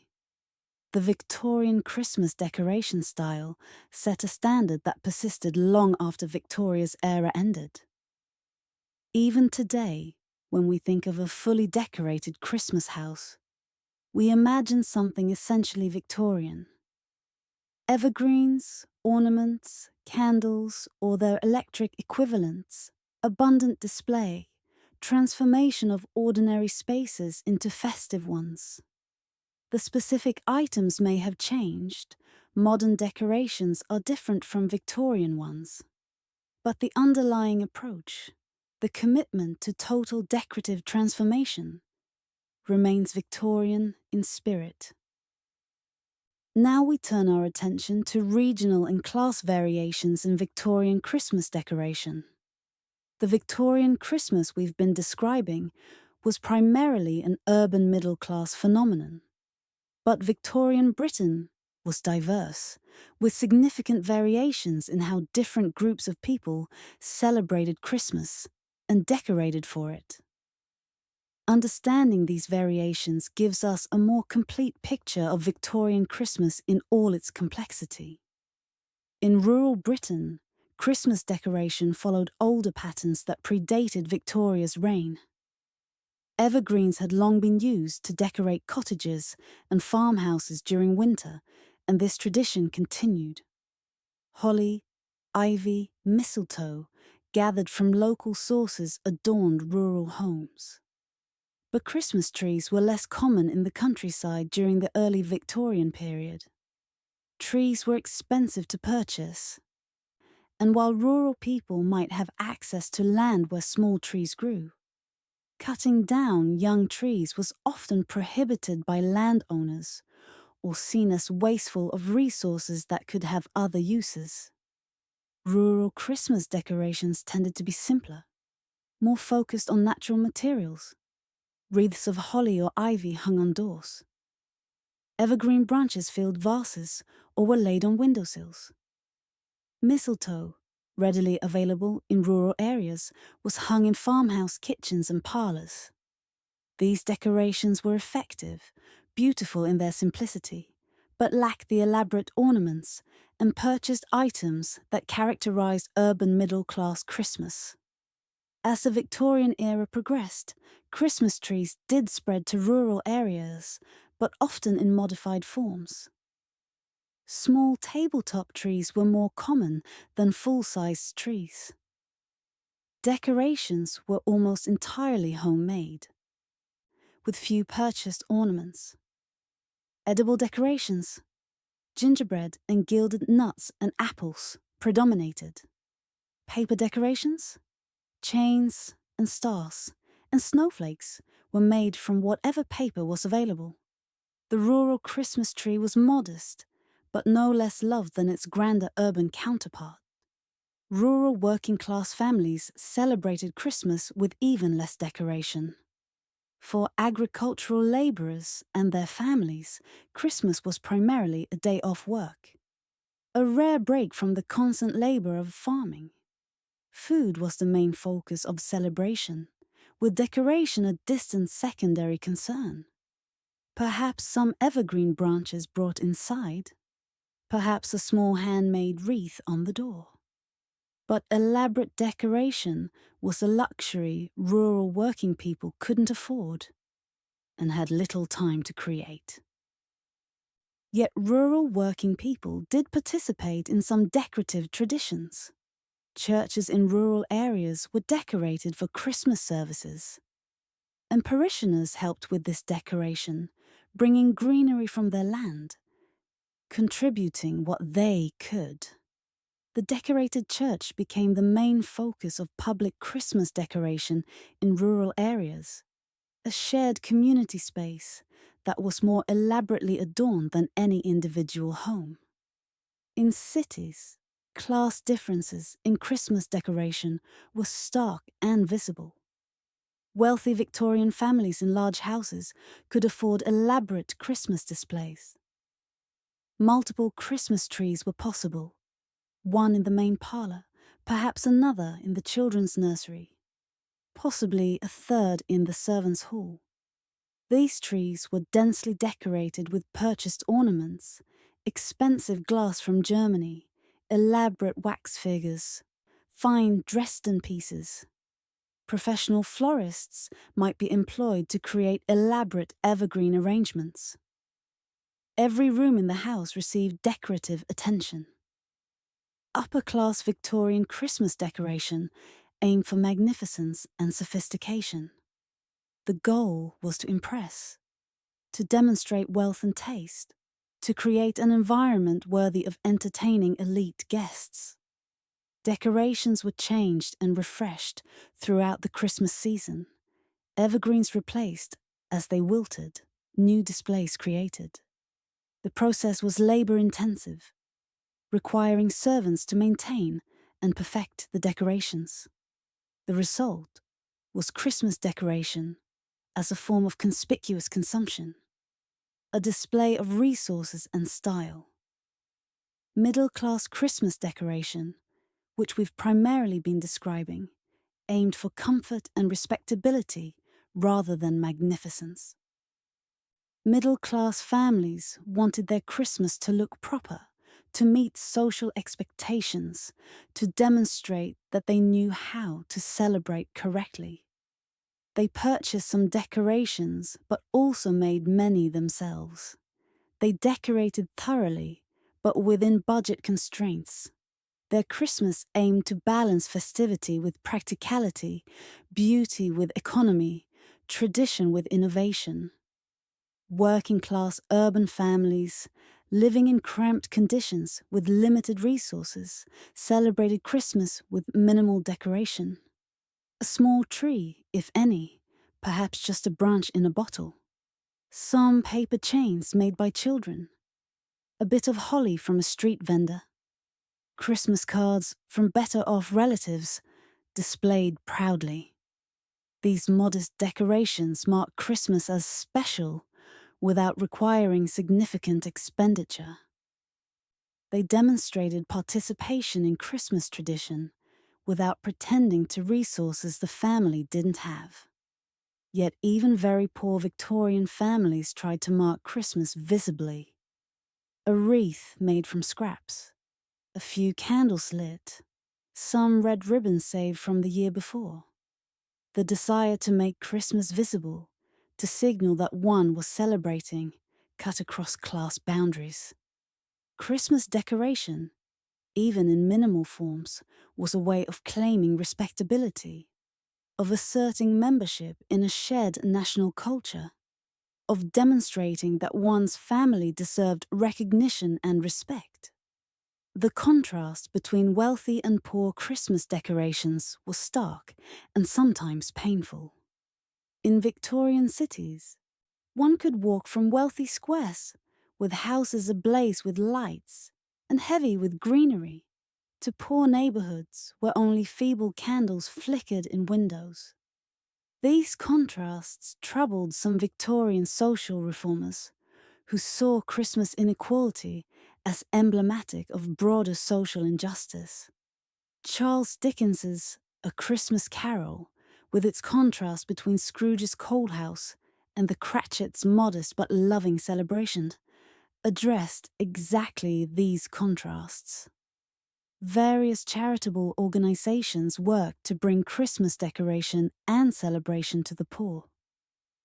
Charities provided Christmas dinners, distributed toys and treats, sometimes even decorated churches and mission halls for Christmas services aimed at the poor. These efforts helped spread Victorian Christmas traditions more broadly across social classes. Though they couldn't eliminate the stark differences in how rich and poor celebrated. Regional variations in Christmas decoration reflected Britain's cultural diversity. In Scotland, Christmas was less enthusiastically celebrated than in England during much of the Victorian era. Scottish Presbyterians had historically viewed Christmas as a Catholic festival and discouraged its celebration, though attitudes began to change during Victoria's reign. Christmas remained a normal working day in Scotland for many years. Christmas decoration was correspondingly less common, with New Year Hogmanay being the more important winter festival in Scotland. In Wales, Christmas decoration followed patterns similar to England, though with some distinctive Welsh customs. The Mari Lwyd tradition involved a horse skull, decorated with ribbons and carried from house to house, a custom that predated Victoria and continued alongside newer Victorian Christmas practices. Welsh language Christmas carols, Plygain services. These added distinctive elements to Welsh Christmas, while still incorporating mainstream Victorian decorative practices. In Ireland, Christmas decoration mixed Catholic and Victorian Protestant traditions. Irish Catholic families, even poor ones, made special efforts for Christmas, seeing it as an important religious festival. The Christmas candle in the window was an important Irish tradition. A lit candle placed in a front window on Christmas Eve, symbolizing welcome and hospitality. This tradition was incorporated into Victorian Christmas decoration, spreading to Britain, though its Irish origins were sometimes forgotten. Urban and rural differences in Christmas decoration weren't just about resources, they also reflected different relationships to nature and seasons. Rural people lived close to the land, understood seasonal cycles intimately. saw evergreens as powerful symbols of life, persisting through winter death. For rural Victorians, bringing evergreens indoors was a serious act, a way of bringing nature's promise of renewal into the home. Urban people, more distant from nature, sometimes saw evergreens more as decorative materials than as symbolic ones, though the symbolism persisted in religious and literary contexts. The spread of Christmas decoration styles across Britain during the Victorian era was facilitated by improved transportation and communication. Railways made it possible for city people to visit countryside relatives and vice versa, spreading ideas about Christmas celebration. Illustrated magazines and newspapers published articles and images showing Christmas decorations, providing models for readers to copy. Mail-order catalogues allowed rural families to purchase Christmas items from city shops. All these developments helped create a more uniform Christmas culture, though complete uniformity was never achieved. The Victorian Christmas decoration industry adapted to serve different markets. Cheap ornaments for working-class buyers, mid-price items for middle-class families, luxury goods for wealthy customers.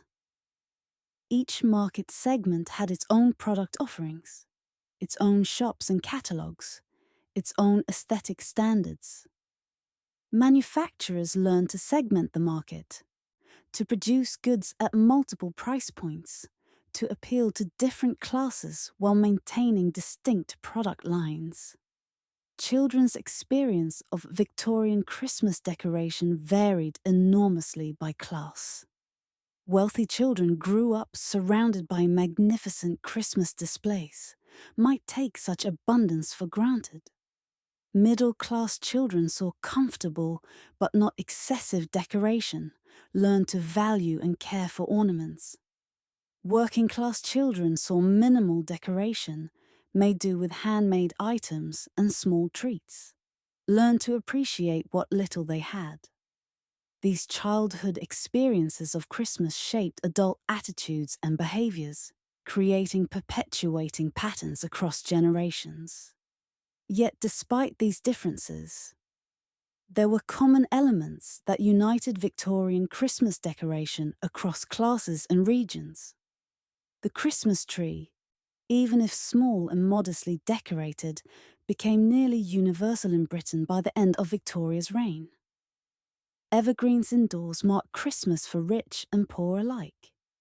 The desire to make Christmas visible, to signal celebration, cut across boundaries. The basic vocabulary of Victorian Christmas decoration, trees and evergreens and candles and ornaments, was shared, even if the specific execution varied greatly. This shared vocabulary was important for creating national culture. Britain in Victoria's reign was becoming more unified, more nationally conscious, less a collection of regional cultures, and more a single nation with shared traditions. Christmas played a role in this nationalisation, and Christmas decoration was part of that process. When families across Britain, from wealthy London townhouses to poor Scottish crofts, put up Christmas decorations, they were participating in a shared cultural practice that helped create and reinforce British national identity. The class anxieties embedded in Victorian Christmas decoration shouldn't be overlooked. For middle-class families, Christmas decoration was partly about claiming and demonstrating respectable status, about performing middle-classness correctly. Getting Christmas decoration right meant knowing what was appropriate, what was fashionable, what would meet neighbours' and relatives' expectations. This created pressure to keep up, to not fall behind, to ensure one's Christmas looked as good as others' Christmas. Victorian etiquette manuals and domestic advice, literature addressed Christmas decoration explicitly, providing guidance on proper practices. How much decoration was appropriate? What ornaments were tasteful? How should one balance religious and secular elements? These questions vexed Victorian families, especially those uncertain of their social standing, and advice literature helped navigate these anxieties. Of course, advice literature also helped create these anxieties by suggesting that there were right and wrong ways to decorate, that one's Christmas decoration would be judged by others. The seasonal nature of Christmas decoration markets created interesting economic patterns. Shops devoted to Christmas goods opened in November, did intensive business for 6 or 8 weeks, then closed or converted to other purposes.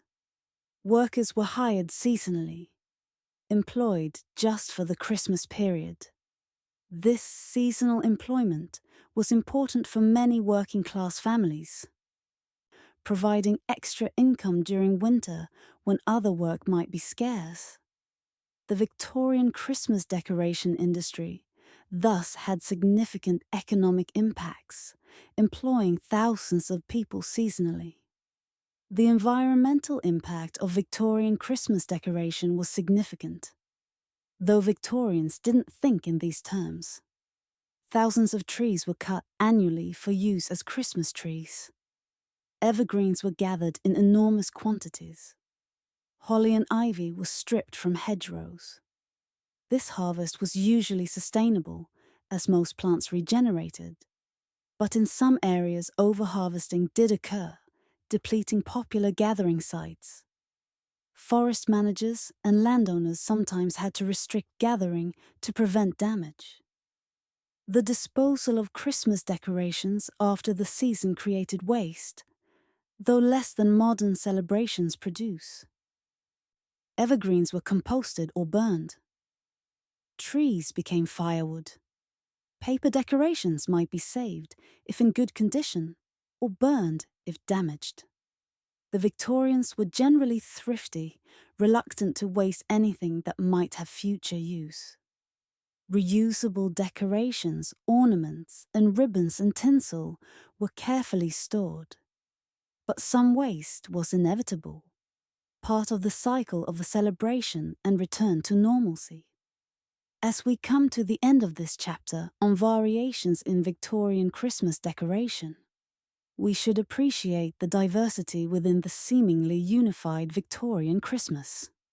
Yes, there were common patterns and shared elements, but there were also significant differences based on class, region, urban or rural location, religion, ethnicity. The Victorian Christmas was not monolithic but varied, adapted to local circumstances and individual family situations, while still participating in broader cultural trends. Understanding these variations helps us avoid romanticizing Victorian Christmas. It was not universally joyous and abundant. For many Victorians, Christmas was modest, marked by small decorations and simple celebrations. For some, Christmas was barely marked at all, a normal working day with perhaps slightly better food.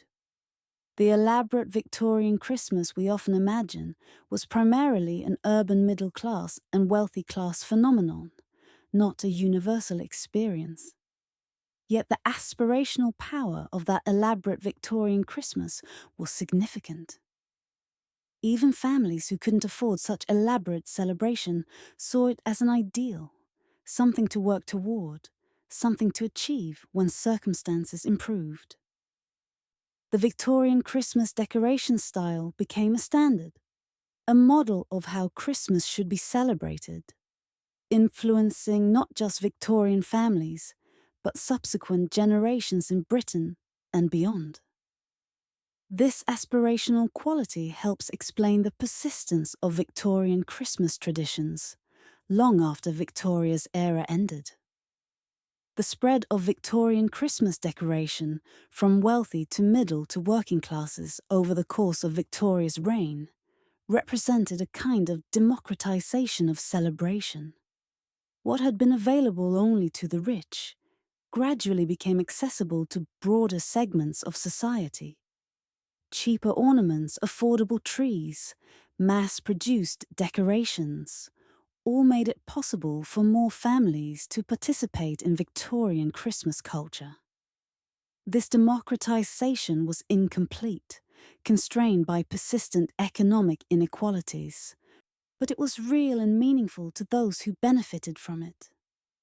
We have now journeyed through the world of Victorian Christmas decoration, exploring trees and ornaments, greenery and candles, paper chains and glass balls, wreaths and crackers, and all the manifold elements that created the Victorian Christmas aesthetic. We've seen how this decoration style emerged during Victoria's reign, influenced by German traditions, enabled by industrialization, driven by Victorian values of family, home, and childhood. As you settle deeper into sleep, let your mind wander back through the Victorian parlours we've visited. Imagine yourself in one of those decorated rooms. The Christmas tree stands before you, its candles flickering gently, casting shadows and light across glass ornaments and tinsel. The tree is dense with decorations, each one different, each one carrying its own small story. Gilded walnuts and paper chains, glass birds and wax angels, gingerbread cookies and silvered balls. The abundance almost overwhelms, but it also comforts, speaks of prosperity and care and attention. Around the room, evergreens frame pictures and mirrors, drape over mantels, fill vases. Holly with its red berries and sharp leaves, ivy trailing its long vines. The scent is fresh and faintly resinous, the smell of winter forest brought indoors, tamed and domesticated.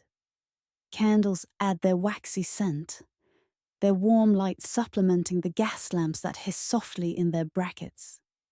The room is warm, perhaps overly warm from the coal fire burning in the grate.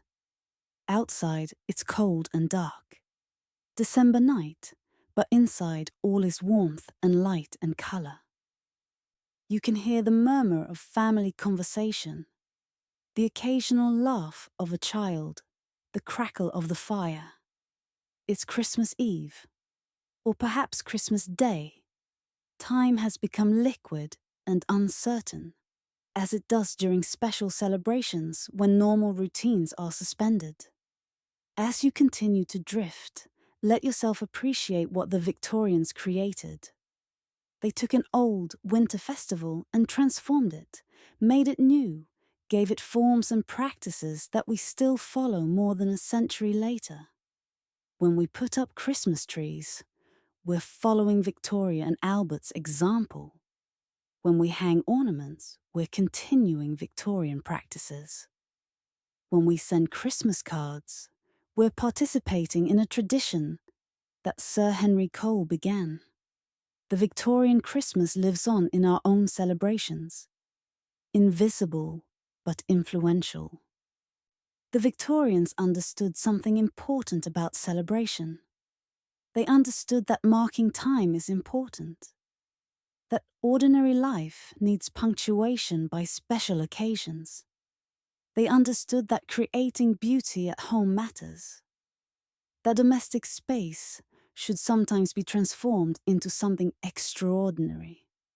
They understood that celebration requires work, preparation, attention, but that this work is itself meaningful, not just preparation for celebration, but part of celebration itself. Victorian Christmas decoration was about more than aesthetics. It was about creating memory, about building family tradition, about making childhood magical, about asserting values of home and family and respectability. When Victorian families decorated their homes for Christmas, they were doing important cultural work, creating and maintaining social bonds, demonstrating and reinforcing values, participating in and perpetuating tradition. The materials of Victorian Christmas, the glass and paper and greenery and tinsel, were ordinary materials transformed by context and intention into something special. This transformation is part of what decoration does. It takes the mundane and makes it sacred, takes the ordinary and makes it extraordinary. A fir tree is just a tree until it's brought inside, decorated, made the center of a celebration. Then it becomes something else, a Christmas tree, a symbol, a focus of meaning and memory. As sleep approaches, let the Victorian Christmas parlour in your imagination become softer, hazier. The candles dim, the colours blur. The sharp details soften into general impressions of warmth and abundance and festivity. The specific ornaments merge into an overall sense of decorated space, of special time, of celebration and family and tradition. Victorian Christmas decoration was elaborate, labour-intensive, sometimes excessive by modern standards. But it came from genuine impulses, from love of family, from desire to create beauty, from commitment to tradition, from belief in the importance of celebration. These impulses remain valid, remain meaningful, remain part of why we still decorate for Christmas today. As you drift towards sleep, you carry with you now a deeper understanding of where modern Christmas traditions came from, how they developed, what they meant to the people who created them. The Victorian era was transformative for Christmas, taking a minor holiday and making it major, giving it the forms and practices we still recognize and follow. Rest now, in the knowledge that Christmas decoration has always been about more than mere prettiness. It's about creating sacred time and space, about marking the year's turning, about bringing light and colour into dark winter, about celebrating what matters: family, home, tradition, memory, love. These Victorian values persist because they're human values, relevant across eras, meaningful in any time. Let the Victorian Christmas parlour fade. Now, its candles going out one by one, its decorations receding into gentle darkness. But carry with you the warmth it represented, the care it embodied, the tradition it created and transmitted. Victorian Christmas decoration lives on in our own practices, invisibly shaping how we celebrate, connecting us to ancestors we never knew but whose values and traditions we've inherited. Sleep well, with visions of Victorian Christmas trees and glittering glass ornaments and evergreen boughs in your mind. Rest in the knowledge that the simple act of decorating for Christmas connects you to millions of people across time, all trying to make winter special, to create beauty and warmth and celebration in cold, dark December. The Victorian Christmas was the creation of ordinary people doing ordinary things, hanging ornaments, draping greenery, lighting candles, gathering family, creating moments of beauty and connection. These ordinary acts accumulated into something extraordinary, a transformed culture of celebration that we've inherited and continue. As sleep takes you, let go of the specific details, the dates and names and precise descriptions. Let what remains be the feeling, the atmosphere, the sense of what Victorian Christmas was about. Warmth and light in darkness, family gathered, a home made beautiful, time made special. These are the enduring gifts of a Victorian Christmas, the legacy we've received and continue to pass forward. Rest now, sleep well. Let Victorian Christmas fade into gentle dreams. Tomorrow is another day, but tonight you've spent time in the past, understanding how our present was created, how traditions began, how celebration evolves while somehow remaining constant. This knowledge is worth having, worth sleeping on, worth carrying forward into your own celebrations. Good night. May your dreams be decorated with Victorian ornaments, trimmed with Victorian greenery, lit by Victorian candles.